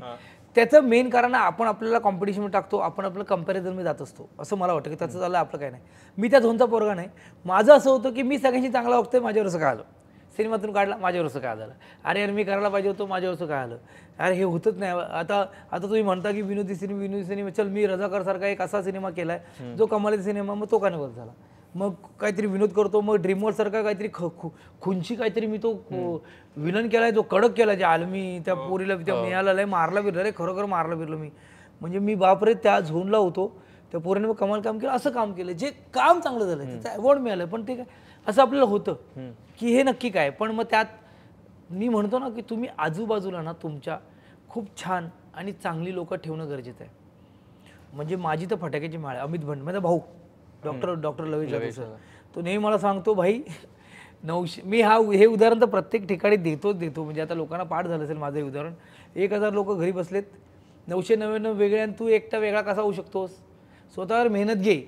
लोक तुम्ही काम, माझ्याकडे काम नाही असं जे म्हणतात ना ते वेडे आहेत. तुला त्यांच्याकडे खूप काम आहे, प्रॅक्टिकल कमी आहे, थिअरी जास्त आहे. कुठे चुकलोय, कुठे बरोबर आहे. मग ते असं ना की सर्कल आहे ना, ते बसलाय, उठलाय, चालणार, वरती चढणार, पळणार, दमणार, हापणार, थकणार, बसणार, उठणार, चालणार, हे हा सर्कल होणारच आहे. त्या प्रोसेसमध्ये तुला फिट राहायचं आहे भाई. मग तू काय काय करू शकतो, छान छान वेगवेगळे सिनेमे बघ, स्वतःला काय मोटिवेट कर, व्यायाम कर, फिटनेस कर, पिक्चर बघ. तुला खूप गोष्टी आहेत. माझ्याकडे कामच नाही रे, मी घरीच, मग काय, असं नाही आहे मुळात. कारण जेव्हा काम नसतं तेव्हा तुम्ही बोलता कामच नाही रे, आणि जेव्हा काम असतं तेव्हा बोलतो अरे किती काम आहे रे. तुम्ही स्वतः करत बसता रे. एन्जॉय करा ना ती गोष्ट, ती एन्जॉय करणं गरजेचं आहे. ती म्हणजे अमित भंडारी, नंतर महेश सरांचं नाव घेतो मी, प्रसाद कांबळी, मित्राचं नाव घेतो मी, आदित्य सर पोद्दार, नंतर रितेश देशमुख सर, क्षितिज पटवर्धन, किती लोकांचे नाव घेऊ. म्हणजे महत्त्वाचं म्हणजे तेजस्विनी पंडित, उमेश कामत, संजय जाधव. म्हणजे महेश सर मला बोलायचे काय करतो, ये शिकारी नावाचा सिनेमा उभा केला मला. केदार सरांनी माझ्यासाठी नाटक केलं, गेलं उडत भाई. प्रसाद कांबळीने प्रोड्यूस केलं, केदार सरांनी प्रोड्यूस केलं. त्या काळात उभे राहतात लोक, तुम्ही राहता. अमित भंडारीने मोटिवेट केलं. अमित भंडारी नेहमी सांगायचं आज इकडे बघ, इकडे जा, बाबा इकडे ऑडिशन आहे, हा पिक्चर आहे, जरा बघ ना. माझा भाऊ मला नेहमी सांगतो काम मागायला लाजायचं नाही. मी तो सांगितलं तिसरा डोळा तिकडे गेला होता सकाळी 7च्या शिफ्टला 6:30ला. आत्ताही मला काम पाहिजे, दे ना यार, काय चाललंय बघ ना यार, करू. असं करायला पाहिजे. तुम्ही स्वतःला त्या गोष्टीत आणायला पाहिजे. ते ना मी कोणतरी आहे हे तुमचं झालं की समजा या काय करायचं, ओके या, ओके बाय, हे नाही होत. म्हणजे मला तर विद्या विनयन शब्दते, विनय नम्रता तुमच्यात, तुम्ही रिसिव्हिंगला खूप छान पाहिजे, तुम्ही विद्यार्थी पाहिजे. मला असं वाटतं की मग ते येतं काय काय कोणाच्या आयुष्यात नाही आलं सांग. माझा दादा म्हणतो तुझं तर कायच नाही. अमिताभ बच्चन सर तर ते डबगाईला आले होते, सगळं गेलो होतो, त्या माणसाने परत आणलं ना. प्रत्येक जण येतो. कोण हुसेन बोल्ट काय चाललं रे त्या पोराला बिचारा, पण आला ना रे भाई. प्रत्येक जण इंजिनिअरिंगतून येतो, प्रत्येक जण येतो यार. प्रत्येकाचा कमबॅक चालू. अजिंक्य रहाणे टेस्टमधून काढला, IPL मध्ये ठाप. प्रत्येकाला संधी मिळते, संधी सोनं करा, पण त्यात राहू नका. ते आपण माझ्यावर झालं रे तेच राहतो आपण. आणि ते बघ कसं आहे ते ना, तो एक मानवी स्वभाव विशेष आहे. जसं आनंद होतो तसं वाईट वाटतंही. पण त्या वाईटातून तुम्ही लवकर कसे बाहेर येऊ शकता.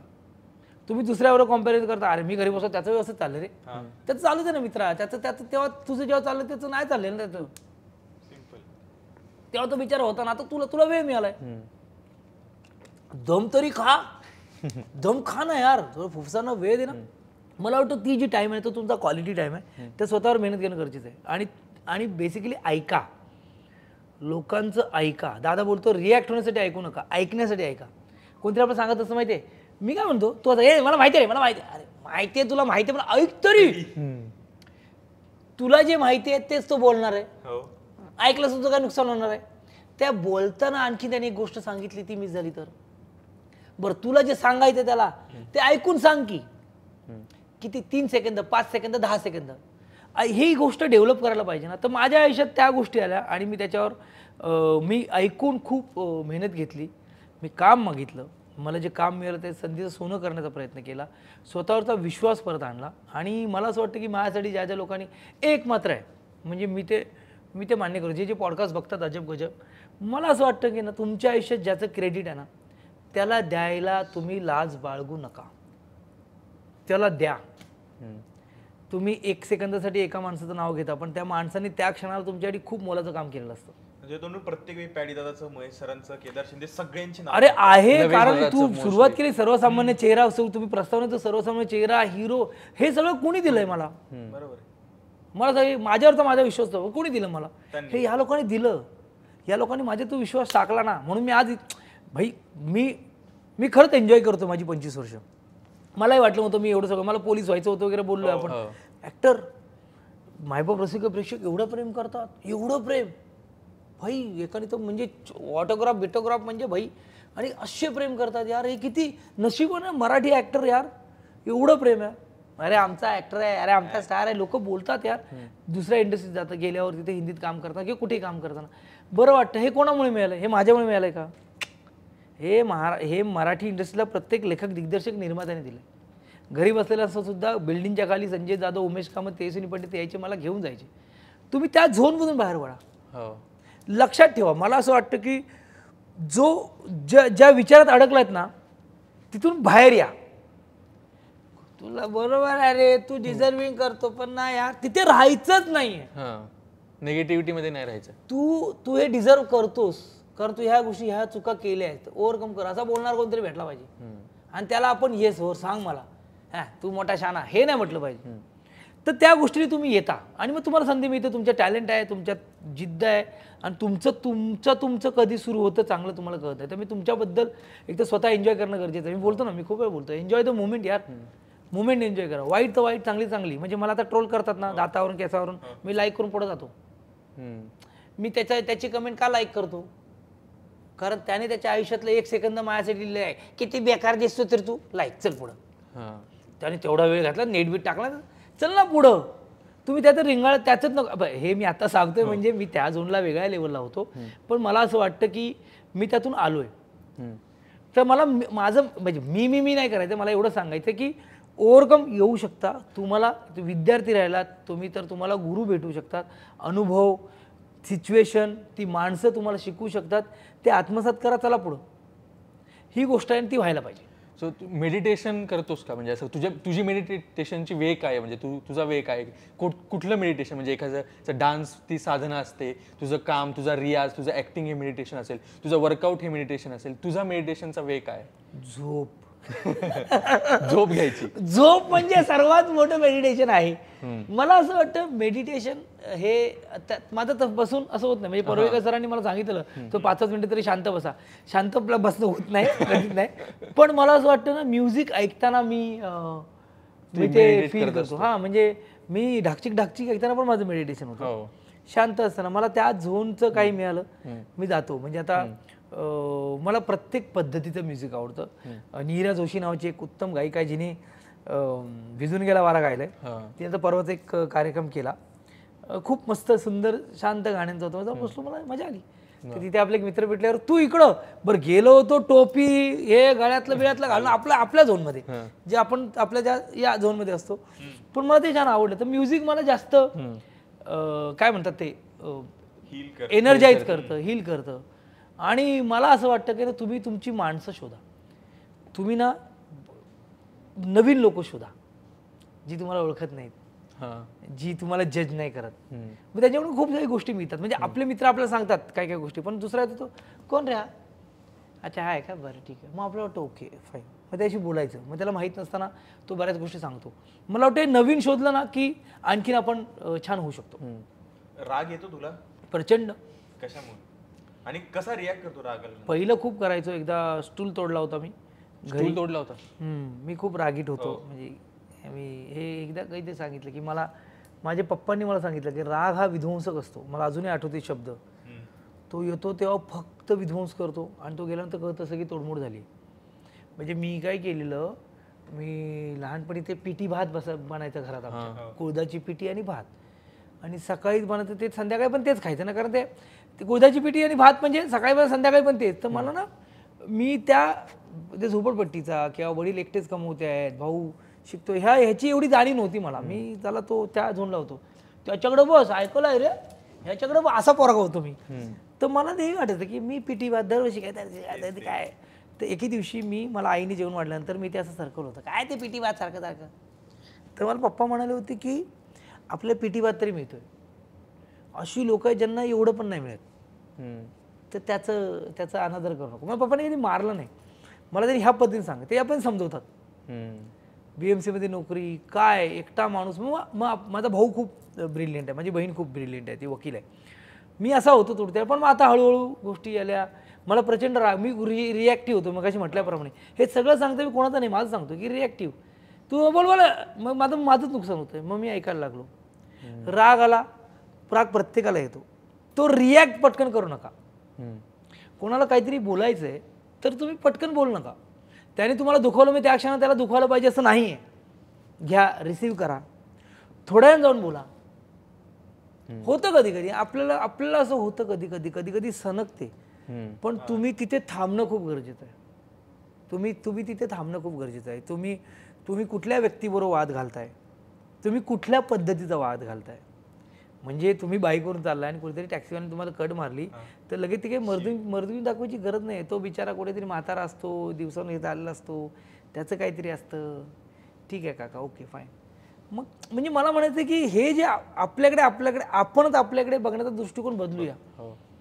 खूप मोठी शाणेगिरी नाही ही, पण आपण कदाचित ना, आपण आपल्याला गवसच जातो रे. राग आला ना, ओके फाईन ना, वाईट वाटलं ना, ओके फाईन ना, काय त्या माणसाला काय करून काय होणार आहे. ब्लड प्रेशर हाय होतं, तुमचंही होतं. आणि मला तर पहिलं ते आईवरून शिवी दिली ना, तुम्ही सांगायचो, मी दगड बिगड टाकून पळायचो माहिती आहे आपल्याकडे असं. आणि मला ना असं हे होतं, ते हां माझं ते होतं. ते म्हणजे अँगर आहे ना, तो आपण कंट्रोल करू शकतो. तो कशा प्रकारे कंट्रोल केला? मला असं वाटतं, हा माझा मीच केला, भावाने समजवलं. माझ्यावर थांबणं खूप गरजेचं आहे, जे पप्पांनी सांगितलं होतं. म्हणजे आता मी तुझ्या फोन उचलत आहे, ओके, म्हणून तुला फोन नाही, तू काय केला, अरे फोन उचलला सिद्धार्थ यार, आणि त्यांनी फोन आपटला असतो. नुकसान कोणाचं आहे? तुझं आहे. कॉन्टॅक्ट गेले, डिस्प्ले गेला, फोन गेला. आता वापर एवढूसा, कारण तू थांब ना. काय म्हणजे हे जे काय होतंय ना आजच्या घडीला, मला वाटतं की यार आपल्याला कोणीतरी समजून घेईल अशी अपेक्षा बाळण्यापेक्षा आपणच आपल्याला समजून घेऊया या थॉटला या. कारण की बरेचसे जण ना सायकोलॉजिकल काउन्सिलिंग वगैरे घेतात, तर तू असलं काही केलंस की तूच सगळं सॉल्व्ह केलंस. नाही एवढं सायकोलॉजिकल एवढं नाही रे. आता मधल्या काळात ती फॅड आलं. अरे नाही तसं नसतं. अरे दाद्या, तसं नसतं. त्याला वेगळे वेगळे विषय आहेत. म्हणजे सायकोलॉजिकडे जाण्यासाठी वेगळे प्रॉब्लेम आहेत ना. तसं तिथपर्यंत नाही. तिथं संबंध काय, जाऊ कशाला जाऊ, पण त्याला समजून येईल. 2 मिनिटे तिकडे जाऊन करू काय मी, काय थांबायचंय, बॅटरी हातात दे, चार्ज करून देतो. सो मगापासून तुझ्या बोलण्यात सारखं आहे ते लवेश दादा, तुझा भाऊ आणि तुझे आई वडील. सो प्रत्येक कामामध्ये आपलं त्यांचं कॉन्ट्रीब्युशन असतं, तुझ्या घडण्यामध्ये त्यांचं कॉन्ट्रीब्युशन असतं, त्यांचं सॅक्रिफाईस असतं. मला असं विचारायचं की तुझ्या घडण्यामध्ये त्यांनी काही सॅक्रिफाईस केलं, लवेश दादाने काही सॅक्रिफाईस केलं का? मम्मी पप्पांनी सॅक्रिफाईस तर खूप केलं. म्हणजे मला असं वाटतं की एकटा कमवणारा माणूस, मुलगा BMC मध्ये, मुलगा MBBSचं शिक्षण घेतोय, मुलगी TYला आहे, आता हा मुलगा आहे, कुठेतरी जॉब करावा, 2 पैसे घरात यावे, हे सगळं असतं रे. पण मी असं क्षेत्र निवडलं होतं ज्यात पैसे आहेत की नाही माहिती नाही, कोण उभं करेल की नाही ते पण माहिती नाही. तो ॲक्टर आहे, इथपर्यंत आपलं होतं एक्सपेक्टेशन, तर कोण करेल. पण तो सपोर्ट त्यांनी दिला, हे खूप मोठं सॅक्रिफाईस आहे. हे म्हणजे त्यांनी कधी शब्दात नाही मांडलं. म्हणून मला ते नेहमी वाटतं की मला जे काय आयुष्यात करायचं माझ्या आईवडिलांसाठी करायचं, जे काय करायचं, जे काय माझे अवॉर्ड मिळाले तुम्ही घ्या भाई, मला आवडतं ते. मला वाटतं की कारण म्हणजे ते 10x10ची झोपडं, आता सांगितलेला किस्सा, जो पिटी आणि भातात असेल किंवा सायकल पाहिजे, हे सगळं त्या माणसाने, आईवडिलांनी ते पाहिलं रे. पण कधी काय म्हणतं, माझे मला पप्पा म्हणून नाही म्हणायचे ना की बाप होशील तो कळेल. आता मी स्वराईरासाठी जेव्हा ते मागतात तेव्हा मी जीवाचं रान करतो ना. खरं बापाचं काळीच वेगळ्या लेवलचं आहे रे. आहे माझी आई आत्ताही फोन केला, आता इथे येताना फोन केला, पोचला का लेका, त्यांना म्हणजे तू व्यवस्थित गेला का. तर आपला फोन नसतो, म्हणजे फॅक्ट आहे, जे बघतात ना. आई वडिलांसाठी आपला फोन समोरून जात नाही, पण त्यांचा रेग्युलरली येतो. आपला का नाही जात, आणि गेला तरी 15 सेकंद 30 सेकंद हा ठेव मी येतो. याच्या पलीकडे काय बोलतो आपण आई वडिलांशी. माझे आई वडील गोरेगावला होता, मी दादरला होतो. मी गेल्यानंतर पहिली पप्पांना मिठी मारतो माहिती ना, हा भाई पप्पा नीट भेट. त्यांना ते कशी आहे मिठी कशी मारा आपल्या मित्राला आपण बाई मित्राला मारतो आपण. आई आपल्या बापाला मिठी मारताना ते पप्पा असे असतात, पप्पा मारा ना मिठी 2 मिनिटं. त्यांना कारण ती मिठीच गेली आहे. आपलं कनेक्शन आई बरोबर आहे, पप्पांबरोबर जास्त नाही, पण तो बाप झटतो रे. तो बाप बाहेर आपल्यासाठी काय काय करत असतो रे. तर मला वाटतं ते मला त्यांनी खूप आणि ते त्यांच्याशिवाय कम्प्लीटच होऊ शकत नाही. त्यांनी मला काय म्हणतात ते तो सपोर्ट केला. त्यांनी मला ते सांगितलं नाही बिंदास कर रे. म्हणजे माझ्या आईचं एक छोटंसं ऑपरेशन झालं, मला सांगितलं पण नाही त्यांनी, दादानी वगैरे. मी दौऱ्यावर होतो नाही, तू येशील म्हणून, किंवा तुमचा मुलगा करतो काय, पप्पा यायचे ऑडियन्समध्ये बघायचे, रिॲक्शन घ्यायची, संध्याकाळी मला सांगायचे आज हे झालं बरं ते झालं. की मला वाटतं की आईवडिलांचं सॅक्रिफाईस आहे. म्हणजे ते आपण ते काय शब्दात किंवा तेव्हा तो असं मोजायचं नाही काय, पण त्यांचं आहे. तर दादा चॅनलाइज केलं. दादा पत्रकार होता ना, एकांकिका स्पर्धेला कसं करायला पाहिजे, काय करायला पाहिजे, रुपारेला जायचं, रुवियाला जायचं, मग हे करायला ते बाई तुम्हाला चॅनलाइज करायला पाहिजे ना. आणि मग त्या अनुषंगाने म्हणून मी दादाला सांगतो व्यायाम होत नाही दादा तर बूस्ट कर ना मला. मग दादा माझी बोलतो उद्यापासून भाई, आणि मी तो आहे. एकदा सुरू झालो ना मी बाबा दाद्या मग मी नाही, आता व्यायाम करायचं, मला बॉडी बनवायची, खत्तम. माझं आता इथे काय, मला रेस्ट पाहिजे, माझी खूप धावपळ होते, रेस्ट पाहिजे, मला झोप पाहिजे. इथून माझं आहे म्हणजे माझा व्यायाम चालू आहे. गोड बंद आहे, राईस बंद आहे, फिट होऊया. एक क्रिकेट मॅच खेळायला गेलेलो तेव्हा मी खूप दमलो आणि मी थोडासा हापलो ग्राउंडवर, मी किपिंग करतो ना. तर मग मी बोललो की भाई म्हणजे काहीतरी गडबड आहे. मग माझ्या बारकी इराचं काहीतरी ब्लड चेक करायचं होतं कुठल्या तरी काहीतरी, तर मी पण जाऊन ब्लड चेक करून आलो. ब्लड चेक आधी ओके फाईन सगळं मस्त आहे, आता आपल्याला ह्या गोष्टी कमी कराव्या लागतील. 40 नंतर तुमचं बरंचसं बदलतं ना, शरीर बदलतं, आणखी फिट राहायचं आहे. ओके भाई चला मग आता ह्या गोष्टी बंद, ह्या गोष्टी बंद, फिट राहूया. मग गोड बंद, राईस बंद, मग नाचणी, हे सगळं तुमच्यासाठी चाललंय ना भाई. मग हे कोणासाठी, जर मी आणखीन फिट झालो तर आणखीन त्यांच्यासाठी काहीतरी करू शकेन. सो मी ते आहे आणि ते राहिलेच, म्हणजे ते आयुष्यभर राहिलेत. आणि आम्ही आता थांबायचं नाही, टीजर बघितलं, गाणं बघितलं, त्यामध्ये पण तू मुलीला मिठी मारताना दिसतोस आणि तू बऱ्या पूर्णपणे फॅमिली मॅन दिसलास त्यामध्ये. तुझं आणि स्वरा इराचं कसं काय नातं आहे? डेंजर नातं आहे आमचं, डेंजर, एकदम डेंजर. म्हणजे भाई स्वरा झाली तेव्हा खऱ्या अर्थाने बाप ॲक्टर झालो होतो आणि इरा झाल्यानंतर मी डबल बाप ॲक्टर झालो. पण त्या दोघी कमाल आहेत आणि मला खूप मस्त वाटतं त्या जेव्हा हट्ट करतात माझ्याकडे. म्हणजे आता तर स्वरा तर मोठी झाली, 9वीला गेली, त्यामुळे आता उसका अलग तिचं वेगळ्या पद्धतीचं सुरू झालंय की बाबा प्लीज आता ओके बाबा. इरा तर अजूनही ती आहे ना भाई, बाबा जरा पाय दाब ना बाबा, यो बाबा. तिने मला एक ते दाखवलं एकदा, काहीतरी करू असं काहीतरी करते ती. मग मी धिंगाणाला वापरलं ते, तर ती बोलली बाबा ते लुजर आहे, मला काय माहिती, इराला माहिती, आपण केलं भाई. युट्यूब म्हणजे तुमचा ऑडियन्स आहे तो. हे बघितलं का, हे बघितलं का, मग हे ते. पण दोघींना कामं आवडतात, दोघींना माझी एनर्जी आवडते. दोघी म्हणजे मी त्यांना सांगितलं मी तुमचा छोटा भाऊ आहे, तर मी राबून घेतात माझ्याकडून, पाय दाबून वगैरे. म्हणजे पण मला आवडतं त्यांच्यावर, ते कनेक्शन खूप मस्त वाटतं. खरं काय असतं रे एका मुलीचं बाप होणं, त्यात तू 2 मुली. अरे मजा असते भाई, अरे यार मजा असते. मला म्हणजे माझ्या पप्पांनी मला असंच ठेवलं रे. परीक्षेत 10वीला माझा इंग्लिश पेपर कठीण गेलेला, मला बोलले घरी यायचं, काय टेन्शन घेऊ नको, सो बाप आहे, किती मार्क पडू दे, घरी यायचं. मला तेच म्हणायचं की हा कॉन्फिडन्स मी त्यांना देतो. भाई करा, काय करायचं आहे, स्केटिंग भाई, बास्केटबॉल भाई, क्रिकेट करा. तुम्ही मला व्हायचं होतं पोलीस, मी झालो ॲक्टर, कुठून काय तुमचं काय, तुम्ही आत्ता ठरवू नका तुम्हाला काय, तुम्ही एन्जॉय करा. करतात त्या. आणि तृप्ती सांभाळते त्यांना, छान सांभाळते.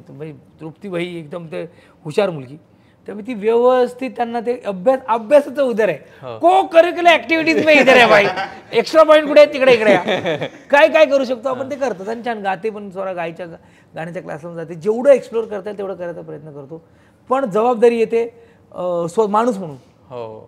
म्हणजे ती मी एकदा एक पिक्चर केलेला, मी त्याच्या सिंगल हार्नेसवरून उडी मारलेली गच्चीवरून, हिरो म्हणून. भाई आता काय नाही, आता नाही करणार भाई. पण त्यातल्यात क्वालिटी फक्त आता उद्या धिंगाणाला मारतो, नी कॅप घालून नाच करतो गुडघ्यात. बाई तू व्यवस्थित राहिलं पाहिजे. जसं माझ्या आईवडिलांसाठी करायचंय तसं इराच्या आईवडिलांसाठी पण करायचं ना मला. त्यामुळे ते मला सांभाळायचंय, त्या फिटनेस सांभाळायचा प्रयत्न. तू तृप्ती वहिनींचा विषय काढलास आणि त्या सुद्धा एक आता वेगळा बिझनेस करताय, तू त्या बिझनेसला कसा सपोर्ट केलास, त्यांच्या त्या वेगळ्या विषयाला कसा सपोर्ट केलास? तेव्हा म्हणजे आम्ही दोघे एकत्र असताना तेव्हापासून तिचं आहे रे. की सिद्धू यार ती बिझनेस माइंडेडच पोरगी आहे भाई. ती आणि तिने ज्या पद्धतीने स्वतःचा एक प्रस्ताव तयार केलेला आहे, सलून असेल, तो साड्यांचा ब्रँड असेल किंवा अलिबागला बंगला आणि ते सगळं त्या पद्धतीने व्हेरी गुड. म्हणजे मला खूप मस्त वाटतं आणि मला माहिती होतं म्हणजे ती करणार ती करणार आहे मला माहिती होतं. फक्त काय प्रत्येक गोष्टीला वेळ असते, आपण बोलू ना प्रत्येक गोष्टीला वेळ असते. तोपर्यंत तुम्ही ती एनर्जी घ्या, तुम्ही स्टँड होण्यासाठी प्रयत्न करा. आणि आज ती ज्या पद्धतीने एवढं सगळं हँडल, मी म्हटलं ना ती जाते सलूनला सकाळी, उभी राहते, काय कसं भाई सोडून नाही भाई, सोडून नाही. आणि म्हणजे जेवढं बाप होणं कठीण ना तेवढंच आई होणं कठीण. म्हणजे आपल्या आईवडिलांना आपण सल्यूट केलाच पाहिजे भाई. म्हणजे बाबा सांगतात ना, तुझा बाप बाप झाल्यावर तुला कळेल बाबाचं काय काय काय गोष्टी कराव्या लागतात भाई. म्हणजे आपण आईस्क्रीम खात असतो, इरा पण आईस्क्रीम खात असते, पण इराचं आईस्क्रीम पडतो आणि ती बघते, मग आपण आपल्या हातातलं तिला देतो. मित्र खात असेल आणि त्यांनी लवकर खाल्लं तर आपण देऊ, कारण तो बाप वेगळाच असतो. अजून बिर्याणीचे पैसे राहिले. हा बघ, आपण बाप असू तर जास्त देऊ का आणखी घे ग, तर ते होतं आणि ते नातं वेगळं आहे. त्यामुळे मला वाटतं ही फॅमिलीच माझ्यासाठी खूप इम्पॉर्टंट आहे. आता हा प्रश्न माझ्यासाठी विचारला मी, तो मध्ये मला विचारायचा होता, तो राहून गेला माझ्याकडून. म्हणजे इंट्रोडक्शनमध्ये मी सांगितलं की मी थिएटर करायचो किंवा मी ऑडिशन्स पण द्यायचो, पण मला ना माझ्या चेहऱ्याचा खूप कॉम्प्लेक्स यायचा. तर ॲज अ ॲक्टर म्हणून पण मी तुझ्याकडे बघायचो, त्यावेळेस मला वाटायचं की नाही भाई हा भिडतोय, हा नवाज भिडतोय. पण मला तुला हेच विचारायचं की तू ज्यावेळेस होतास त्या काळामध्ये तुझ्या लाईनीमध्ये जे हिरो होते ते त्या लेवलचे भारी हिरो होते, बाप हिरो होते, दिसायला भारी होते. त्यांच्याकडे कधी बघून असं वाटलं नाही की यार आपण यांच्यासारखं नाही, किंवा त्याचा कधी कॉम्प्लेक्स नाही आला तुला? नाही, सुरुवातीला कॉम्प्लेक्स खूप आला. म्हणजे ते काय म्हणजे पुस्तकी नाही, ते येतोच. आणि असं कधी कधी आपण त्या कॉम्पिटिशन टाकल्यावर होतं की यायला तो सॉलिड आहे रे, यायला बॉडी मस्त आहे रे, यायला हो रे. पण कालांतराने माझी पण बॉडी झालीत ना. आपलं मला मला मला काय भेटलं माहिती आहे ह्या सगळ्या प्रवासात, की स्वतःवर प्रेम करणं आपण विसरतो. कसं करायचं? स्वतःला कॉम्प्लिमेंट द्या यार, छान छान. आज ह्या दातांत तूच बोलला तुमच्यावर दिसतो, कोणतरी आणखी ज्याच्या दातात गॅप असते नंतर तर असे बोलतात ज्यांच्या दातात गॅप असते ते नशिबान असतात म्हणे, असे रीळ पाठवतात माहिती आहे ना. मग आपण नशिबान आहोत. मी ते तारबीर लावायला गेलो ना नायर हॉस्पिटलला, तार करूया मागे करूया, पण तुम्ही जसे आहात ना ते काहीतरी, त्याला काहीतरी कारण आहे. सगळे हिरो बनायला तर आपण विलन बनू ना.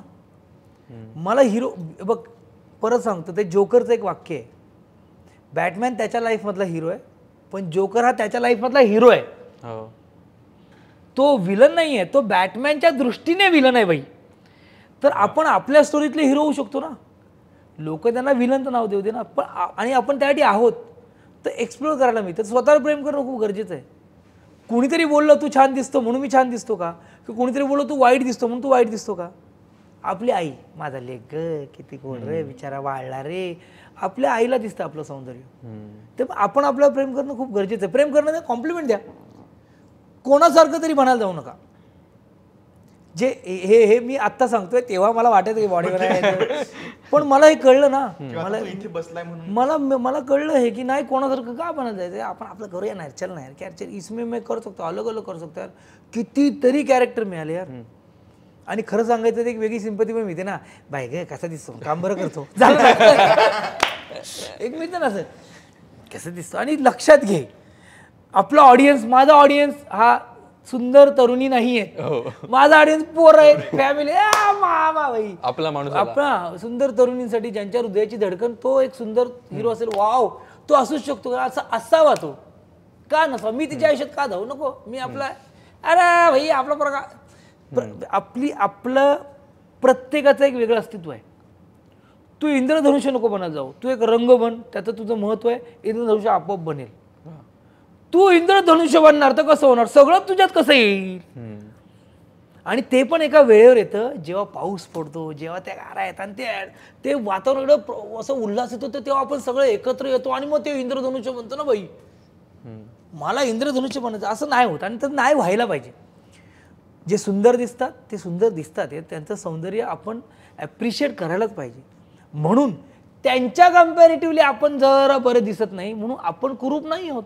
आणि मला ते मस्त एक शब्द मस्त एका ABP माझा कट्टाच्या वेळेला तो मला शब्द आठवला की कुरूप नावात पण रूपच आहे ना यार. तो आपण रूप का नाही बघत आहे, ते रूप बघायला पाहिजे ना. ते मला वाटतं हे दिसणं बिसणं आहे ना, हे मला वाटतं आपण कसे राहतो, आपण कसे म्हणजे व्यक्त होतो किंवा विचार करतो, ही सर्वात मोठी, ते मोठं सौंदर्य आहे, ते जपून आहे. कधी कधी माहिती आहे कॉलेजमध्ये असताना ना एक सुंदर मुलगी एका सुमार मुलाच्या अशी ते कॉलेजमध्ये फिरायचे ना, तर आम्हाला वाटायचं हिने काय पाहिलं असेल त्याच्यावर असं व्हायचं. पण यार तुम्ही कसे असता हे पण कोणाला तरी इम्प्रेस करण्यासाठी खूप महत्त्वाचं असतं. तर तुम्ही छान म्हणजे आणि मुळात म्हणजे कोणाला इम्प्रेस करायला जाऊ नका, स्वतःला इम्प्रेस करा. स्वतःचं भाई छान मस्त वाटतं रे, आता तुला चेन मला पाहिजे, चेन तुम्हाला नाही बरं ठीक आहे, नको गॉगल नको, ओव्हरसाईज टी शर्ट घालून छान आहे, कसा आलाय बघतो याला का असं यायलाच पाहिजे का, हे त्यांच्या दृष्टीने. माझ्या दृष्टीने मी छान आलो, बरा आलो, वा. हे आहे ना लोक आपल्याला त्या ह्याच्यात टाकतात आणि आपण त्यात पडायला पाहिजे का, येस ऐकायला पाहिजे, विचारही करायला पाहिजे. पण तुला माहिती आहे ना आज तू हे का करतोय, संपला विषय. आन्सरेबल आई वडिलांशिवाय कोणाला नाही, स्वतःला आहे. सो आपण आतापर्यंत इतक्या गप्पा मारल्या ज्या सिनेमा अजब गजब मध्ये मी आलोय खरं. आता थांबायचं नाही या सिनेमाच्या प्रमोशनला, पण मी माझे विचार मांडताना आता अजिबात थांबायचं नाही झालंय. पण मला छान वाटतंय. पण आम्हाला हे तुझी ही साईड पण ऐकून घ्यायची होती. तुझ्या बऱ्यापैकी तुझ्या सिनेमाबद्दल बोललं जातं, तुझ्या कामाबद्दल, तुझ्या एनर्जी बद्दल बोललं जातं, तू असं जे इकडे तिकडे पळतोस, रणवीर सिंग ते झालं बोलून. आम्हाला ही तुझी साईड ऐकायला खूप, आणि तू त्या मला या साईड मला माझ्या ह्या म्हणजे हे मला सापडलंय, ह्या सगळ्या 4-5 वर्षात सापडलं हे जे काय विचार असतील किंवा लोकांनी मला शिकवलं. पण मला वाटतं की हे प्रत्येक आत्मसात करेल. मला इथे येऊन का असं म्हणजे ज्ञान नाही द्यायचंय. मला वाटतं हे अनुभव आहे ते त्या लोकांना, आणि मला येईल, मला परत येऊन तुमच्याशी गप्पा मारायला खरंच आवडेल, मी त्यांना सांगेन तुम्हाला. पण ॲक्टर म्हणून ना मला खरं वाटतं की अजब गजब हा प्लॅटफॉर्म मराठी सिनेमाला प्रमोट करतोय. त्यात मराठी सिनेमा प्रमोट झाला पाहिजे. सिद्धार्थ जाधव आलाय, 25 वर्ष तो मराठी सिनेमाबद्दल बोलतोय, पण आता थांबायचं नाही बद्दल काय बोलेल. ह्या गमती जमती ह्या गोष्टी तर माणूस म्हणून तुम्हाला कळतोच आहे, मी आणखीन कळेल, आणखीन खूप बोलू.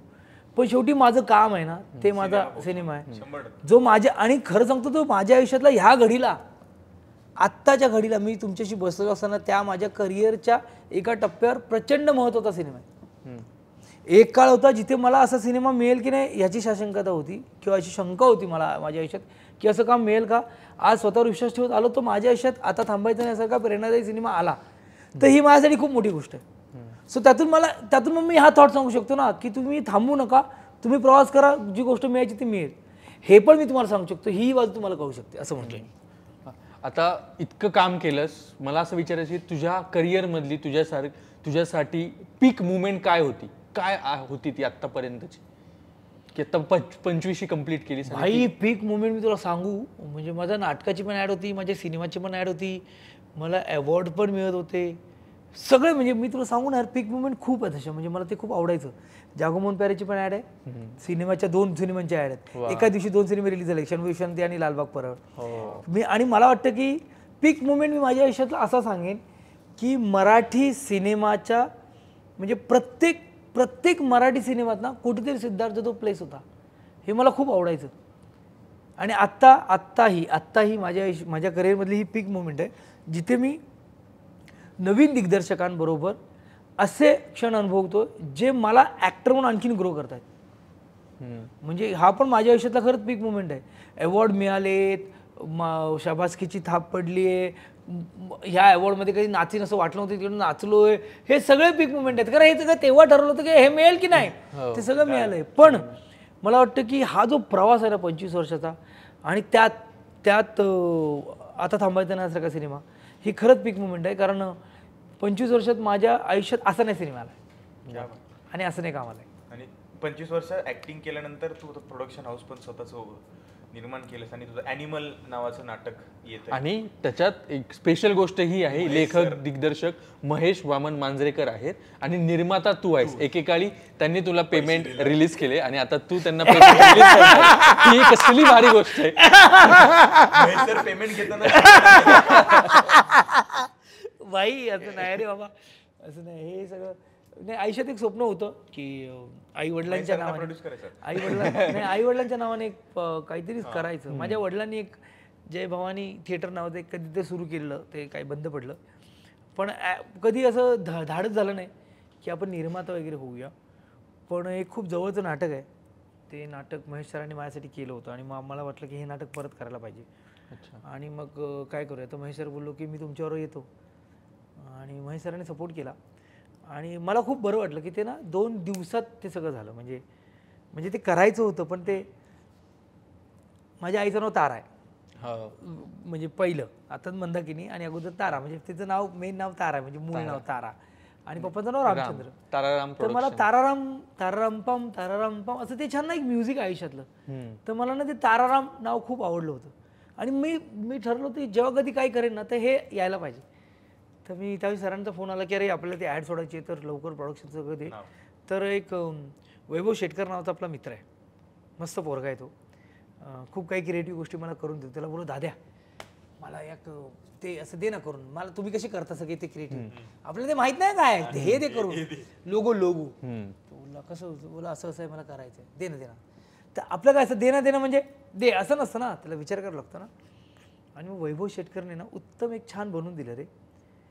माझं ना फेसबुकचा ना DP आहे, आईबाबा बसले त्यांनी मागे असा आहे, त्याने त्याच्या पद्धतीने ना ते छान 3 असे गोल आणि तसं करून दिलं आणि मला पाठवलं आणि मला खूप मस्त वाटलं रे. तर मी त्याला बोललो फक्त थोडं ॲड करशील का, साईडला दादा आणि बहीण असं पण आणलं, म्हणजे ते ना आता 5 जणांचं एक त्याने छान तो लोगो करून खाली ताराराम लिहिलं. ते मला आवडलं ते.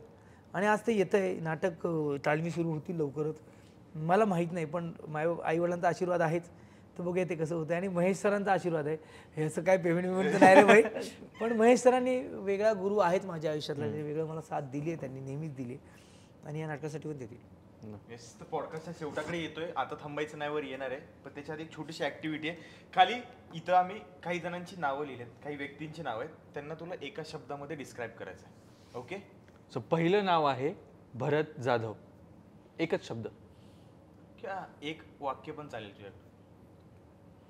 भरत जाधव सरांबद्दल एकच म्हणेन, 25 वर्षाचा सहवास. रणवीर सिंग, दादा के चलवे एवढं देणार एनर्जी ना. अशोक सराफ. अशोक सराफ माझ्या आयुष्यातला सुपर हिरो. लक्ष्मीकांत बेर्डे. अरे यार स्वप्न जे कधीच पूर्ण नाही झालं, त्यांच्यावर काम करायचं होतं पण कधी स्वप्न पूर्ण नाही झालं. तर स्वर्गीय लक्ष्मीकांत बेर्डे सर यांना मी स्वप्नच मानतो, कारण त्यांनी खूप कलाकारांना स्वप्न दाखवली, खूप छान काम करण्याची, आणि त्यांच्यावर काम करायची संधी मात्र तेव्हा स्वप्न होतं आहे माझी. पॅडी कांबळे. अरे अनुभव, मी म्हणतो ना, मी नाही म्हणतो गुरु, अनुभव हा माणसाचा गुरु असतो, माझा अनुभवच पॅडी. विजय चव्हाण. विजू मामा बाप माणूस, म्हणजे माझे गुरु भरत जाधव सर, भरत सरांचे गुरु स्वर्गीय विजय चव्हाण सर, ते आणि सेम तसाच माणूस, गोड माणूस, खरा माणूस, सच्चा माणूस, प्रेमळ माणूस. बापरे. महेश मांजरेकर.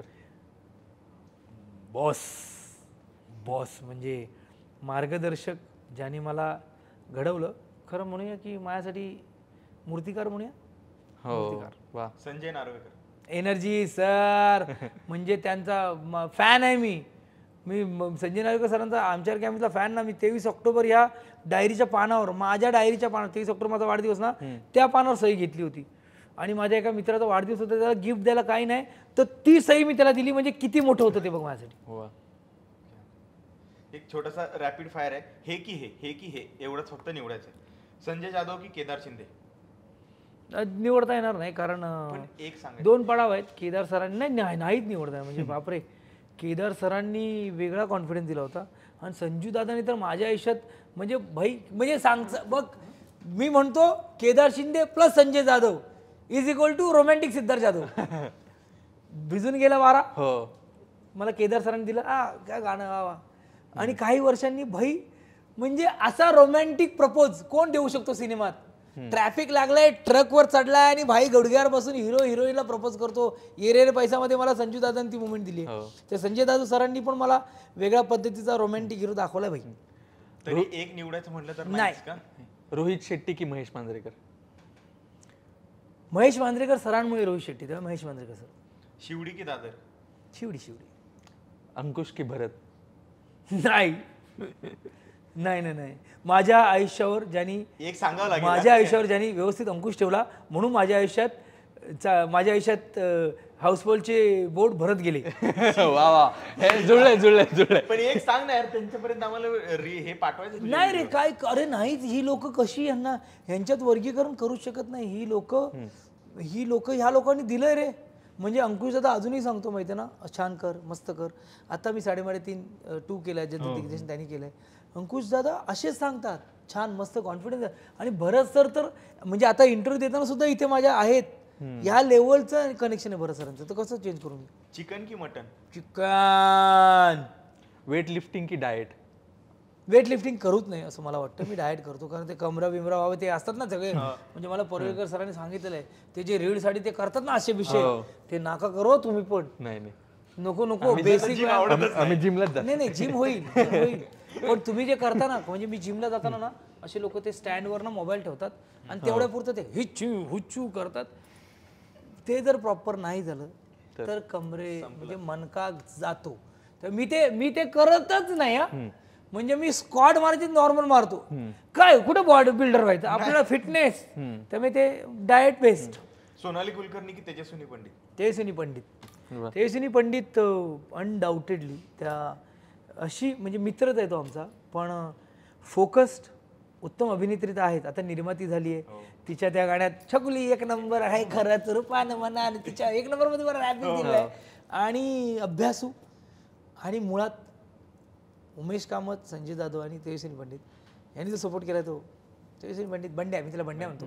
बंड्या. सिंगल स्क्रीन की मल्टीप्लेक्स? सिंगल स्क्रीन दादा. सिंगल भाई सिंगल स्क्रीन म्हणजे हायदोस ना, म्हणजे कमाल. महाराष्ट्रातलं तुझं आवडतं थिएटर? नाटकासाठी शिवाजी मंदिर, कारण तिथे आम्ही सगळी पोरं, किंवा दामोदर हॉल परेलचं. थिएटर गोष्टी तर प्लाझा थिएटर, जिथे लहानपणी कुठेतरी सिनेमा पाहिला होता बिनकामाचा नवरा, आणि तिथे माझे सिनेमा लागले जे हाऊसफुल झाले. त्याच्या गेटवर चढून हाऊसफुलचा बोर्ड बी हातात घेतलाय. त्यामुळे आणि बाकी महाराष्ट्रात सगळेच आहेत, पण हे कसे माझे आपला. म्हणजे मला नाही वाटतं की महाराष्ट्रात कुठेही लावा सिनेमा, जिकडे मायबाप रसिक प्रेक्षक बघणारच आहेत, पण या प्लाझाला लावा. मुंबईतलं तुझं आवडतं खाण्याचं ठिकाण, हॉटेल, रेस्टॉरंट काही? असे खूप आहेत, पण एमडीच्या जवळचं वगैरे काय? नाही एमडीचं गोमंतक आवडतं मला, आमच्या दादरलाच आहे. तिथे ते फिश खातो ना मी. ते सर काका त्याने फोन केला की गोमंतक आता पटकन, ते छान. आणि शेवटचं मराठी सिनेमा की हिंदी सिनेमा? मराठी सिनेमा, उलट मराठी नाटक असं म्हणेन मी. अच्छा. मराठी थिएटर त्याच्यामुळे एकांकिका स्पर्धा, त्याच्यामुळे मराठी थिएटर म्हणजे मराठी टेलिव्हिजन, आणि मराठी थिएटरमुळे मराठी सिनेमा, आणि मराठी थिएटरमुळेच हिंदी सिनेमा, मराठी थिएटरमुळेच बंगाली सिनेमा. त्यामुळे मराठी थिएटर, आमच्यासाठी मराठी थिएटर म्हणजे एक सिच्युएशन आहे की आता सिद्धार्थ जाधवला क्लेप्टोमेनिया हा रोग झाला तर तो काय चोरेल? तुमचं जन्मवर्ष. तुला परत 2000 मग परत मी 25चा होईन ना भाई 25चा होईन ना दाद्या. नाही असं नाही, पण मला इथे असं काही मग ते सांगून चोरत नाही ना तू, अचानक चोरतो काय? हा, मला हे नाव आवडलं, अजब गजब, खूप छान आहे. मला काही चोरावंसं वाटणार नाही. मला उलट मला आणखीन इथून काही चोरावंसं नाहीच आहे, इथे काही तसं नाहीच आहे. म्हणजे त्यातल्या तर माईक घेऊन जाईन त्यातल्याच बघ असं काहीतरी. तर आता आपण आता थांबायचं नाही वरती येऊया. 1 मेला आता थांबायचं नाही अख्ख्या महाराष्ट्रात रिलीज होतोय. मला तुला विचारायचं की 1 मे हीच तारीख का ठेवली?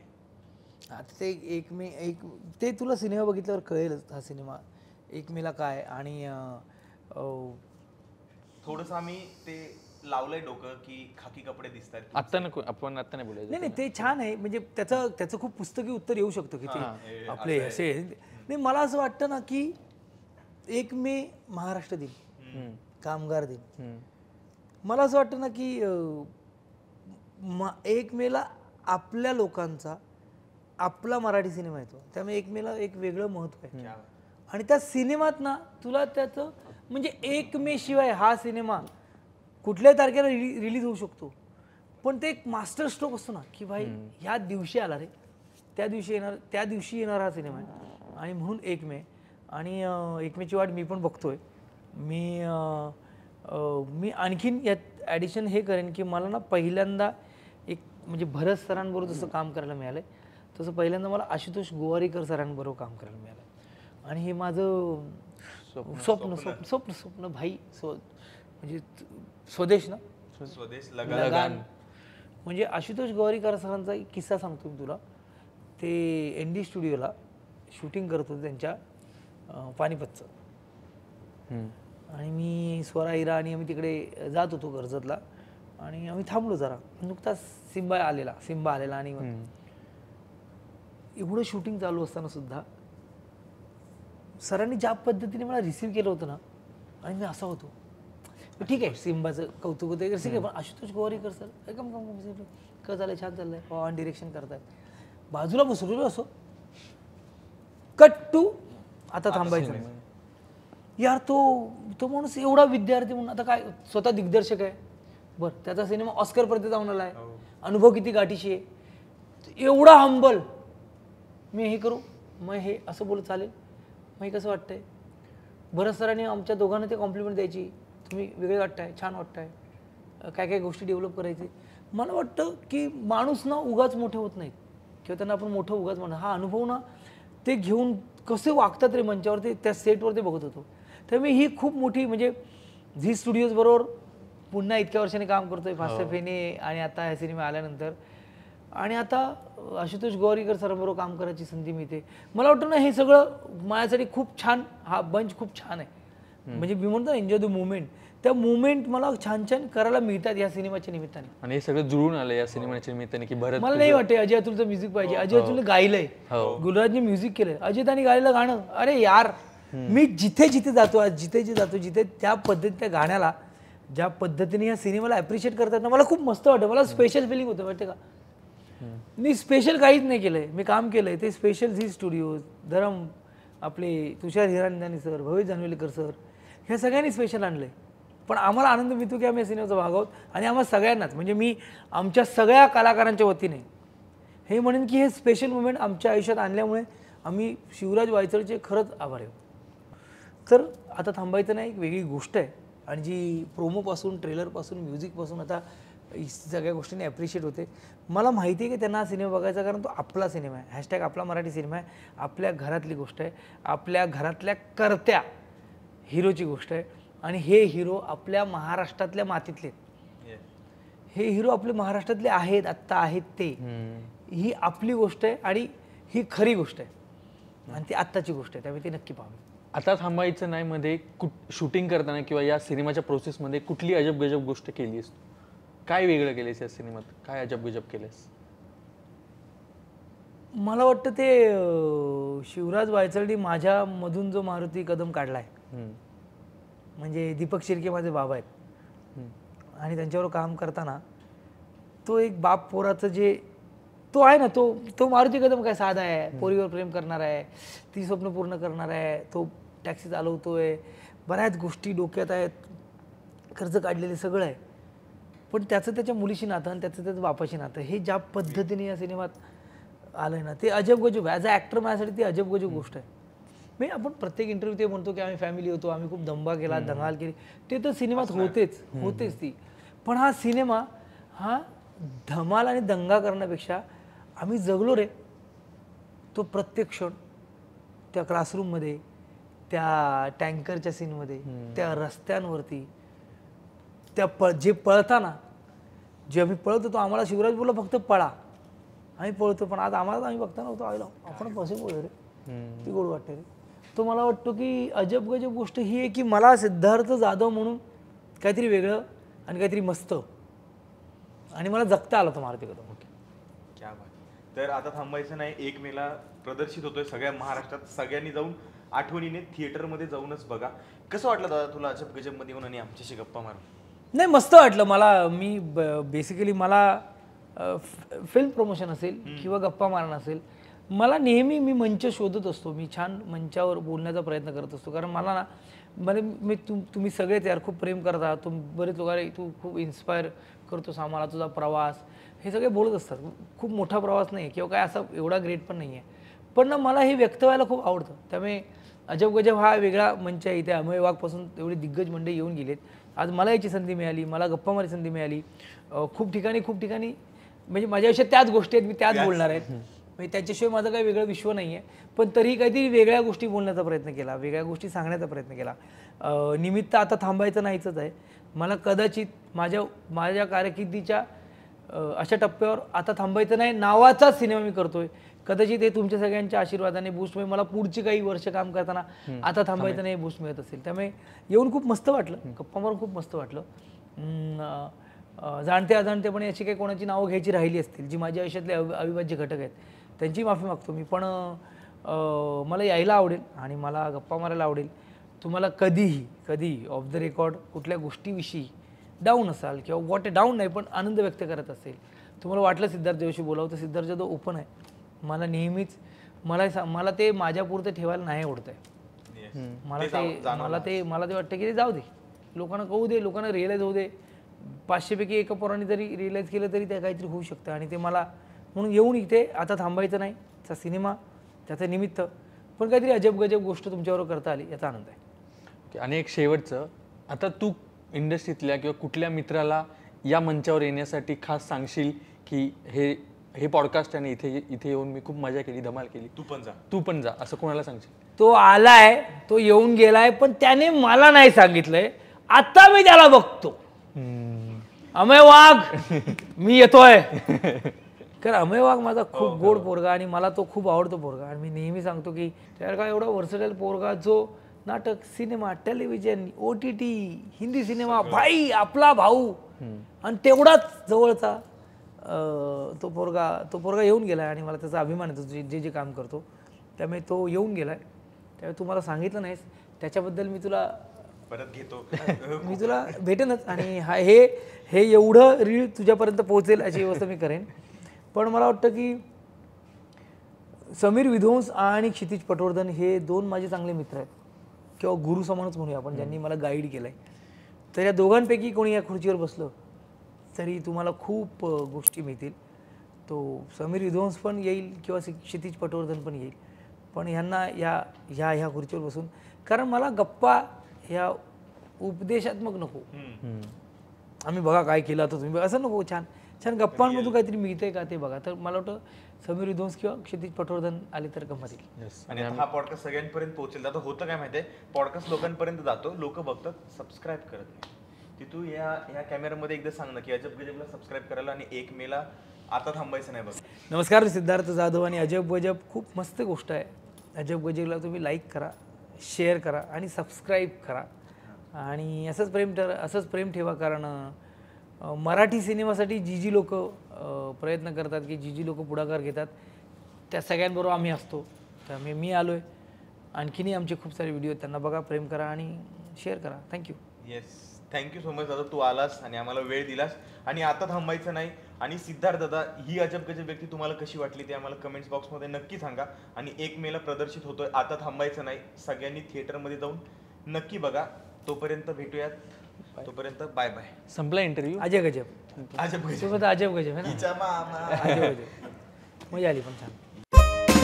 अशा दिलखुलास गप्पांसाठी अजब गजबला सबस्क्राईब करा, लाईक, शेअर आणि कमेंट नक्की करा.